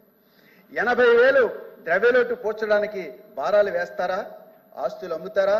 మళ్ళీ అప్పులు చేస్తారా? అప్పులు చేద్దాం, తెచ్చుకు తిందాం, మరి అప్పులు ఎవరు తీరుస్తారు?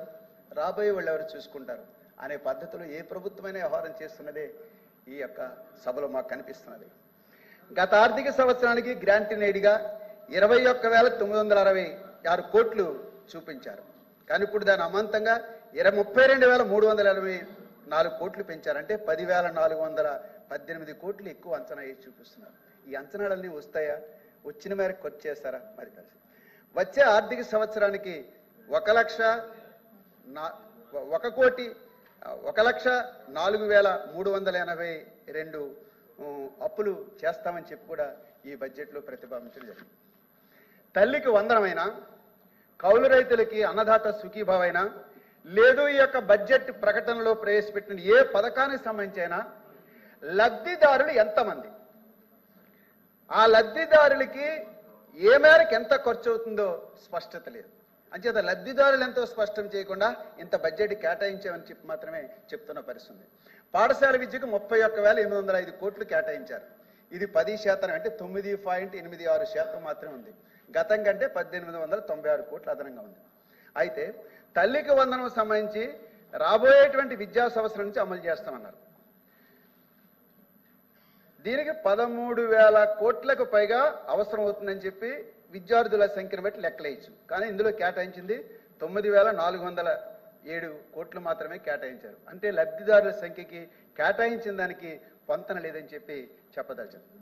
ఈ బడ్జెట్ పత్రంలో చదువుకునే ప్రతి విద్యార్థి తల్లికి ఈ పథకాన్ని అందించడానికి కేటాయింపులు జరుపుతున్నాం అన్నారు. అంటే చదువుకునే ప్రతి విద్యార్థి తల్లికేనంటే ఇక్కడ విద్యార్థులు అందరా, లేకుంటే ఒక్క విద్యార్థి అనేటువంటిది ఒక అంబిగిటీ ఈ మాటల్లో కనపడుతుందని చెప్పి చెప్పదలిచింది. దాన్ని కూడా క్లారిఫై చేయాలని చెప్పి కోరుతా ఉన్నాం. గత సంవత్సరం 24-25లో దీనికి సంబంధించి బడ్జెట్లో కేటాయించింది 5,387 కోట్లు, కానీ ఒక్క పైసా కూడా ఖర్చు చేయలేదు. అది ఈ సంవత్సరానికి ప్రారంభిస్తామని మాత్రం చెప్తా ఉన్నారు. అలాగే మనబడి మన భవిష్యత్తుకు 24-25 బడ్జెట్లో 500 కోట్లు ఖర్చు చేశారు. ఇప్పుడేమో 1000 కోట్లు కేటాయించారు. కానీ గతంలో కేటాయించినటువంటి ఒక్క పైసా కూడా ఖర్చు కాలేదు కదా. అందుకనే కేటాయింపులకి ఖర్చులకి ఏ రకమైనటువంటి కేటాయింపు చేస్తున్నారు, ఖర్చులు చేయట్లేదు. దానికి న్యాయం జరగట్లేదని చెప్పి చెప్పదలుచున్నాను. అట్లాగే 2013-14 నుంచి 24-25 మధ్య వరకు చూసుకున్నట్లయితే ఈ కేటాయింపులు అంటే 13-14, 24-25 కాలంలో చూసుకున్నట్లయితే ఏ ప్రభుత్వమైనా విద్యాశాఖ సంబంధించి 10% కాస్త అటు ఇటుగా ఉంటేనే తప్ప అంత మించి పెరగలేదు. ఇలాంటప్పుడు విద్యారంగానికి సంబంధించి ఈ రోజున ప్రైవేట్ విద్యా వ్యాపారం 40 నుంచి 45% జరుగుతుంది. రాజ్యాంగ లక్ష్యమేమో అందరికీ ఉచిత విద్య అని చెప్తున్నారు. అటు కేంద్రం అట్లా వ్యవహారం చేస్తుంది, రాష్ట్ర ప్రభుత్వాలు అట్లా చేస్తుంది. సగమేమో ప్రైవేట్ దోపిడీ నడుస్తుంది. మిగిలిన దానికి మాత్రమే బాధ్యత వహించి మేము ఉచిత విద్య అందిస్తామని చెప్పి ఏ ప్రభుత్వమైనా ఎట్లా గొప్పగా చెప్తుందని చెప్పి నా ప్రశ్న. అట్లాగే ఫీజు రియంబర్స్మెంట్ కోసం 2,800 కోట్లు పైగా కావాల్సిందిగా 1,960 కోట్లు కేటాయించారు. అట్లాగే హాస్టల్ మెయింటెనెన్స్ సంబంధించి కూడా ఒక 1,100 కోట్లు అవసరమైతే 684 కోట్లు కేటాయించినటువంటి పరిస్థితి కనపడుతుంది. అలాగే నిరుద్యోగం ఉపాధికి సంబంధించి ఇప్పుడు ప్రతి ఒక్కరు జాబ్ క్యాలెండర్ అని చెప్తున్నారు ఎన్నికల సందర్భంలో. మరి ఇప్పుడు ఈ జాబ్ క్యాలెండర్ సంబంధించి బడ్జెట్ పత్రంలో స్పష్టత లేదని చెప్పి చెప్పదలిచింది. అంటే ఉపాధి అంటే నిరుద్యోగం ఉపాధి అని చెప్పన్నప్పుడు దేనికి ఉపాధి? ఇప్పుడు ప్రభుత్వ శాఖలలో ఖాళీలేమో భర్తీ చేయటం లేదు, ఎక్కడెక్కడో పరిశ్రమలు వస్తాయి, లేకుండా అట్లా వస్తే ఇట్లా వస్తే ఆ రకంగా ఏదో ఇంతమందికి ఊహాగానంగా ఉపాధి కల్పిస్తామని చెప్తున్నారు. అది లెక్కల్లో ఏ మేరకు స్పష్టత మీకు కనిపించట్లేదు. అందువల్ల మేము చెప్పదలిచింది ఏమంటే ముందేమైనా ఈ ప్రభుత్వాలు జాబ్ క్యాలెండర్ పేరుతోటి ప్రభుత్వ శాఖల్లో ఉన్నటువంటి ఖాళీలు భర్తీ చేస్తారా? విద్య, వైద్యం, పోలీసు, ఇతర డిపార్ట్మెంట్లు ఇవి భర్తీ చేయనటువంటి పరిస్థితి. రెగ్యులర్ ఉద్యోగులు రాను తగ్గిపోతున్నారు, కాంట్రాక్ట్ ఉద్యోగుల సంఖ్య పెరిగిపోతున్నారు. పోనీళ్ళ కనీస వేతనాలను చెల్లిస్తున్నారంటే కనీస వేతనాలు చెల్లించట్లేదు. చిరుద్యోగులకు 5 సంవత్సరాలు కూడా జీతాలు పెంచినటువంటి పరిస్థితి ఈ రోజున ఉంది. అందువల్ల ఖాళీ పోస్టులు భర్తీపై ఉపాధ్యాయులు కావచ్చు, లేదా పోలీసులు కావచ్చు, ఇతర శాఖల్లో కావచ్చు, అలా ఏ మేరకు మీరు ఈ సంవత్సర కాలంలో మరి ఆర్థిక సంవత్సరంలో భర్తీ చేస్తారనేది కూడా ఈ బడ్జెట్ ప్రకటనలో స్పష్టత లేదని చెప్పి చెప్పదలిచింది. దశాబ్దాల తరబడి పనిచేస్తున్నటువంటి వాళ్ళు రెగ్యులరేషన్ ఎప్పుడవుతుందని ఎదురు చూస్తున్నటువంటి పరిస్థితి. గత ప్రభుత్వమో ఎన్నికల నాడు రెగ్యులరేషన్ చేస్తానని హామీ ఇచ్చి చివర పరిపాలన అయిపోయేటువంటి చివరిలో 1,117 పోస్టులకి 4,000 పోస్టులు, 3,000 ఏమో మెడికల్ హెల్త్లో, 1000 పోస్టులేమో సోషల్ వెల్ఫేర్లో చేశారు. మిగిలినటువంటివన్నీ కూడా రెగ్యులరేషన్ కాకుండా ఆగిపోయింది. మరి ఇప్పుడు ఆ రెగ్యులరేషన్ ప్రక్రియలు పూర్తి చేస్తారా లేదా అనేది ఇక్కడ ఎందుకు ఎక్కడ కూడా స్పష్టత లేనటువంటి పరిస్థితి ఉంది. అట్లాగే చూసినట్లయితే గత ప్రభుత్వ శాఖలు స్కీముల్లో ఉన్నటువంటి వాళ్ళకి, అంటే గత ప్రభుత్వం అంటే అంతకుముందు వైఎస్ఆర్ ప్రభుత్వానికి ముందు అప్పట్లో ప్రభుత్వ శాఖలు స్కీముల్లో పనిచేసే వాళ్ళకి మినిమం టైం స్కేల్ అమలు చేశారు. గత ప్రభుత్వం ఏమో దాన్ని ఎత్తేసింది. ఆ రకంగా 2.5 లక్షల మందికి మినిమం టైం స్కేల్ వర్తించకుండా ఉండేటువంటి పరిస్థితి. అంటే అది ఎంటీఎస్ అమలు కావటం లేదు, హెచ్ఆర్ పాలసీ అమలు కావట్లేదు. ఇప్పుడు ఈ ప్రభుత్వం ఏమో జీవో2 తీసుకొచ్చి ప్రభుత్వ శాఖలలో సెంట్రల్ స్పాన్సర్డ్ స్కీమ్లో పనిచేస్తున్నటువంటి వాళ్ళకి అసలు మినిమం టైం స్కేల్ వర్తించని చెప్పి మరో దుర్మార్గమైనటువంటి ఈ ప్రభుత్వం ఇచ్చింది. దాన్ని వెనక్కి తీసుకోవాలని చెప్పి కూడా మేము చెప్పదలుచుకున్నాం. అలాగే ఎస్సీ ఎస్టీలకి అనేక పథకాలు రద్దయిందని చెప్పి గతంలో ప్రతిపక్షంగా ఉండగా ఈ ప్రభుత్వం చెప్పింది. మరి ఇప్పుడు ఎస్సీ ఎస్టీకి రద్దయినటువంటి పథకాలన్నీ కూడా పునరుద్ధరిస్తారా, అమలు చేస్తారనేది కూడా ఈ బడ్జెట్ ప్రసంగంలో లేదని చెప్పి దాన్ని కూడా స్పష్టం చేయాలని చెప్పి చెప్తున్నాం. అలాగే 12వ PRC సంబంధించి అమలు చేయాలి. 11వ PRCని గత ప్రభుత్వం అమలు చేయలే. 25,000 కోట్ల దగ్గరగా దాని PRCలు, DAలు దీనికి సంబంధించిన బకాయిలు ఉన్నాయి. అసలు అది చెల్లిస్తారా లేదో చెప్పలేదు. 12వ PRC అమలుకు సంబంధించిన విషయాలు కూడా చెప్పలేదు. కమిషన్ కూడా వేయలేదు, IR లేదు. అట్లాగే PRC బకాయిల చెల్లింపు గురించి మాట్లాడలేదు. ఈ బకాయిలను ఎప్పుడు చెల్లిస్తారు? అలాగే మెరుగైనటువంటి పెన్షన్ మేము రూపొందిస్తామని చెప్పి ఎన్నికల హామీగా చెప్పారు. ఆ మెరుగైన పెన్షన్ ఏమిటి, ఎట్లా ఉంటుంది? అది ఉద్యోగులు కోరుకుంటారా లేదనేది వేరే విషయం.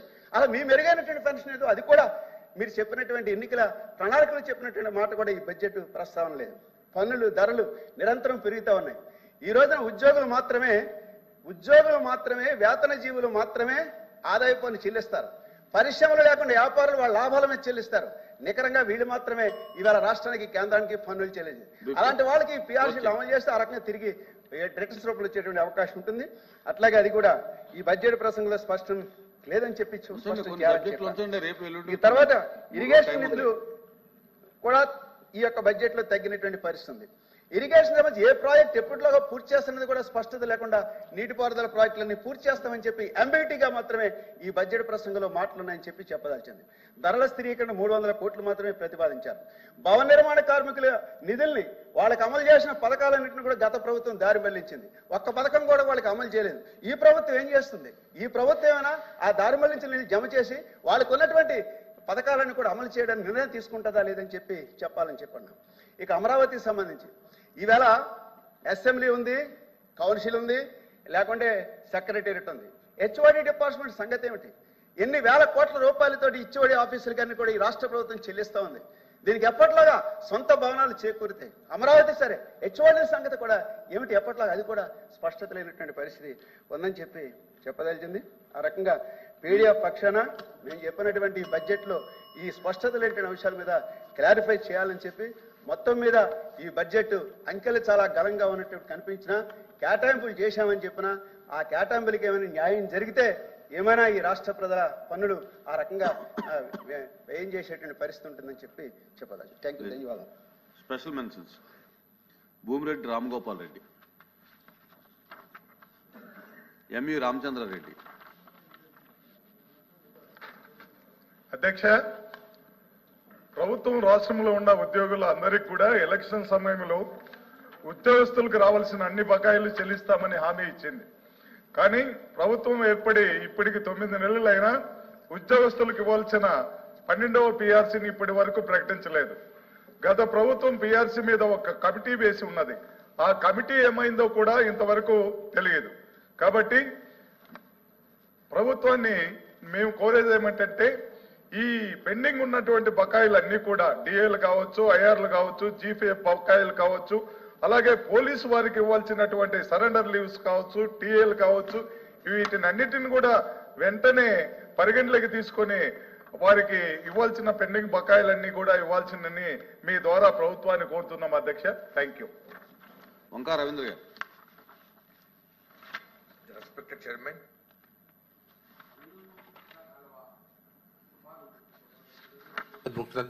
అధ్యక్ష, అక్కడ సుమారు 1,00,000 ఎకరాలు నీరు ఆ కాలువ ద్వారా వస్తుంది రైతులకి. 3 జిల్లాల యొక్క ప్రజలు ఆ కాలువని పూర్తిగా వాడుకుంటున్నారు. ఎన్టీఆర్ జిల్లా, కృష్ణా జిల్లా, ఏలూరు జిల్లా. మరి ఆ కాలువలో గుర్రపు డెక్క అధికంగా ఉండి నీరు ప్రవాహం బాగా పూర్తిగా తగ్గిపోయింది అధ్యక్ష.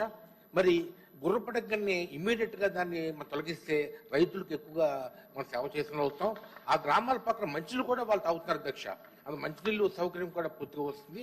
అందులో ఇప్పుడు అమ్మటే గుర్రపు డెక్కని పూర్తిగా చేయాలని కోరుతున్నాను. ఐవి గారు.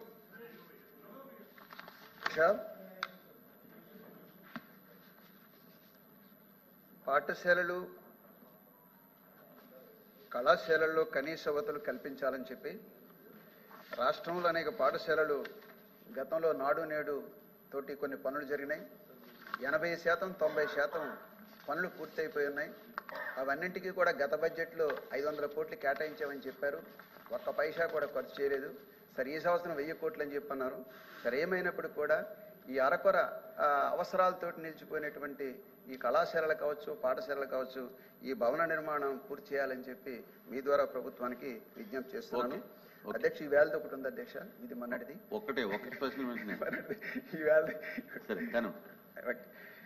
అధ్యక్ష. ఈ మున్సిపాలిటీలో 21,000 మంది దగ్గరగా కంటింజెంట్ స్టాఫ్ పనిచేస్తున్నారు. వాళ్ళకి నెలకి 4,000 మాత్రమే చెల్లిస్తారు. కానీ ఆ 4,000 చెల్లించేటువంటి వాళ్ళకి కూడా 8 నెలలు 7 నెలల బకాయిలు ఉన్నాయి. అందువల్ల ఆ చిరుద్యోగులకి ఆ 4,000 రూపాయలు చెల్లించే వాళ్ళకి 2 నెలల బకాయిలు అంటే వాళ్ళు బ్రతకడం కష్టం. అందువల్ల రాష్ట్ర ప్రభుత్వం తక్షణం వాళ్ళ జీవేతన బకాయిలు చెల్లించాలని చెప్పి మీ ద్వారా ప్రభుత్వానికి విజ్ఞప్తి చేస్తున్నాం. ఒక విషయం తమ దృష్టి తీసుకొద్దామని తమను పర్మిషన్ అడిగాను సార్. మన కౌన్సిల్ ప్రొసీడింగ్స్ అన్నీ కూడా లైవ్ టెలికాస్ట్ ఇస్తుంటారు సార్. ఇది అనాదిగా వస్తుంది. ఇది మరి ఎందుకో కానీ ఉదయం నుంచి లైవ్ టెలికాస్ట్ వచ్చి ఆపేశారు అధ్యక్ష. దయచేసి దాన్ని ఒకసారి పునఃపరిశీలించండి అధ్యక్ష. ఏదైనా ఒక నిర్ణయం తీసుకుంటే మీడియా కమిటీ మీటింగ్ పెట్టి దాన్ని నిర్ణయం తీసుకోండి అధ్యక్ష. అంతేగాని సడన్ గా ఆఫ్ చేయడం అనేది అది సాంప్రదాయం కాదని ఏ కారణం తాపారో ఒక టెక్నికల్ అధ్యక్ష అయితే టెక్నికల్ చూడమని అధ్యక్ష. సారథి గారా? సార్ చూడండి మినిస్టర్ గారు, రెవెన్యూ మినిస్టర్ గారు, దీన్ని ఇమీడియట్ గా మీరు అయితే మార్నింగ్ మనకి క్వశ్చన్ అవర్ మొత్తం వచ్చింది సార్, ఎందుకంటే ఆ వీడియోస్ అంతా చూసాము. ఏమన్నా టెక్నికల్ సబ్జెక్ట్ ఉందేమో చూడండి. Definitely will look it. ఏమైనా టెక్నికల్ సబ్జెక్ట్ ఉందని చూడండి, చూసి చెప్తాం తప్పకుండా. రేపటి నుంచి వచ్చేటట్టు తప్పకుండా ఏం జరిగిందో కొంచెం చూడండి, పరిశీలి చేయండి తప్పకుండా. బొర్రా గోపి మూర్తి గారు.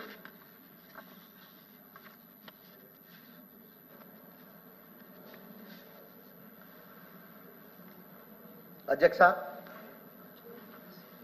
ఏదైతే మన ముఖ్యమంత్రి గారు ఉద్యోగులు ఉపాధ్యాయులు పోస్టల్ బ్యాలెట్లు వేసినప్పుడు నాకు వన్ సైడ్కి వేశారు, నాకు కడుపు నిండిపోయిందని చెప్పి వ్యాఖ్యానం చేశారు. గవర్నమెంట్ వచ్చి 9 నెలలు అయింది. ఉద్యోగ ఉపాధ్యాయులకి సంబంధించి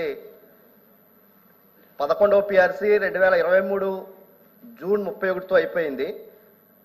జూలై 1 నుంచి 12వ పిఆర్సీ అమలు చేయాలి. దానికి సంబంధించి పిఆర్సీని అమలు చేయాలని చెప్పి ఈలోపు ఐఆర్ ప్రకటించాలని చెప్పి, అదేవిధంగా దాదాపు 25,000 కోట్ల రూపాయలు ఉద్యోగోపాధ్యాయులకి బకాయి ఉన్నటువంటి బకాయిల్ని వెంటనే చెల్లించాలని చెప్పి మీ నుంచి ప్రభుత్వాన్ని విజ్ఞప్తి చేస్తా ఉన్నారు. Thank you. P Chandrasekhar Reddy గారు.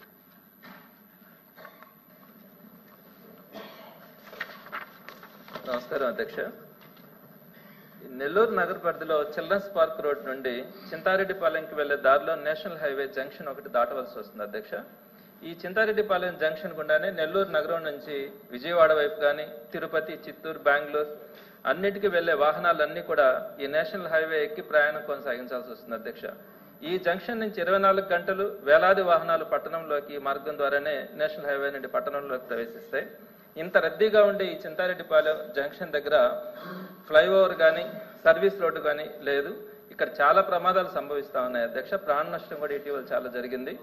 మరి ఈ చింతారెడ్డిపాలెం జంక్షన్ వద్ద తక్షణమే సర్వీస్ రోడ్డు ఏర్పాటు చేస్తూ నేషనల్ హైవేపై ఫ్లైఓవర్ నిర్మించేందుకు సత్వర చర్యలు చేపట్టవలసిందిగా మీ ద్వారా ప్రభుత్వానికి విన్నవించుకుంటున్నాను అధ్యక్ష. The House is adjourned to meet again at 10 a.m. on Tuesday, the 14th day of March 2025.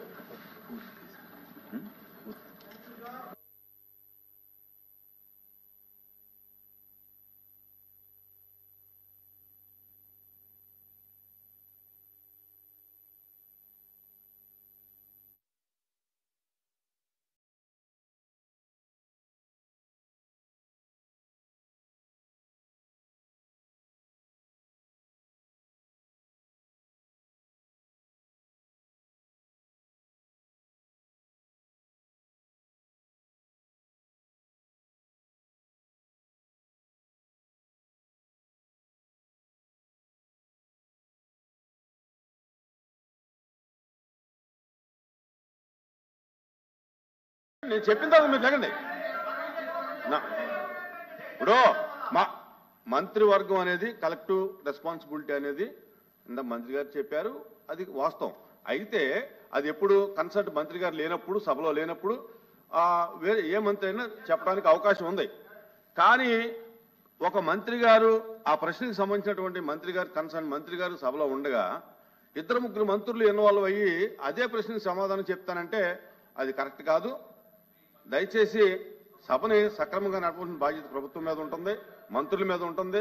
మీరే డిబేట్ అయ్యి దాన్ని రప్చర్ చేస్తే మంచిది కాదు. దయచేసి అలా కాకుండా క్రమ పద్ధతులు నడపడానికి సహకరించమని చెప్పి అందరినీ కోరుతున్నాం. అచ్చెన్నాయుడు ఇప్పుడు వాళ్ళు పూర్తి చేసిన ఇళ్ల సంఖ్య అవన్నీ చెప్పారు కాబట్టి అవి పూర్తి చేయలేదు అని చెప్పి చెప్పడానికి నేను ఇంటర్ఫీర్ అయ్యేవాల్సి వచ్చింది. అచ్చెన్నాయుడు అధ్యక్ష, వాళ్ళు అడిగిన తర్వాత చెప్పవలసిన బాధ్యత మా మీద ఉంది అధ్యక్ష. 1-2 సభ్యులు ఏమన్నారు, ఈ ఉన్నటువంటి లేఅవుట్లు ఏమైనా రద్దు చేస్తున్నారా, పేర్లు మారుస్తున్నారా, ఒకవేళ రద్దు చేయకపోతే హౌసింగ్ కడతారా లేదని చెప్పి వాళ్ళు చెప్పారు అధ్యక్ష. మరి కడతామో లేదు చెప్పాలి కదా అధ్యక్ష. వీలు కాకపోయినా సరే అధ్యక్ష, మంత్రి గారు మీరు వినండి, చెప్పాలా లేదా అధ్యక్ష? మీరు వినండి. ఇప్పుడు అధ్యక్ష, ఓకే అధ్యక్ష, ఇది శాసన మండలి, నేను ఈరోజు అడుగుతున్నాను, మాట్లాడతాను. అచ్చెన్నాయుడు గారు మీరు చెప్పింది తప్పని చెప్పమనండి. ఈరోజు మా మంత్రి గారు ఏం చెప్పారు? ఏదైనా ఒకటి కంటిన్యూషన్ ప్రభుత్వం తెలియాలి అధ్యక్ష, మీ గురించి కాదు, ప్రజలకు తెలియాలి. ఒకటి కంటిన్యూషన్ ప్రోగ్రాం. బాధ కలుగుతుంది అధ్యక్ష, నేను ఈరోజు మంత్రిగా కాదు, ఒక బలహీన వర్గాలకు చెందినటువంటి వ్యక్తిగా మాట్లాడుతున్నాను. అధ్యక్ష 2000 మీరు ఉన్నారు అధ్యక్ష, మీరు కూడా ఫీల్డ్ లో ఉన్నారు అధ్యక్ష. 2014-19 ఎన్టీఆర్ గృహ నిర్మాణం కింద రాష్ట్ర ప్రభుత్వం టోటల్ గా ఖర్చు పెట్టి ఇల్లు కట్టారు అధ్యక్ష. 2019 తర్వాత అధ్యక్ష ఒక్క ఇల్లు కూడా ఏదైతే ప్రారంభించారో ఒక్క ఇల్లుకి ఒక పైసా ఇవ్వలేదు అధ్యక్ష. ఏదైతే 2014-19 ఆ రోజు తీసుకున్న ప్రభుత్వ నిర్ణయం కట్టిన ఇల్లుకి ఒక్క పైసా కూడా ఇవ్వకపోతే ఏమనాలి అధ్యక్ష చెప్పండి? ఓకే, మళ్ళీ మీరు వచ్చారు, జగనన్న కాలనీలు అన్నారు, అవన్నీ మీరు నేను చెప్పక్కర్లేదు, మళ్ళీ దాని గురించి డిస్కషన్ కూడా అక్కర్లేదు. ఆ ఇల్లు కూడా మా మంత్రి గారు ఏం చెప్పారు? కాదని చెప్పండి, నేను చెప్పింది కాదని చెప్పండి.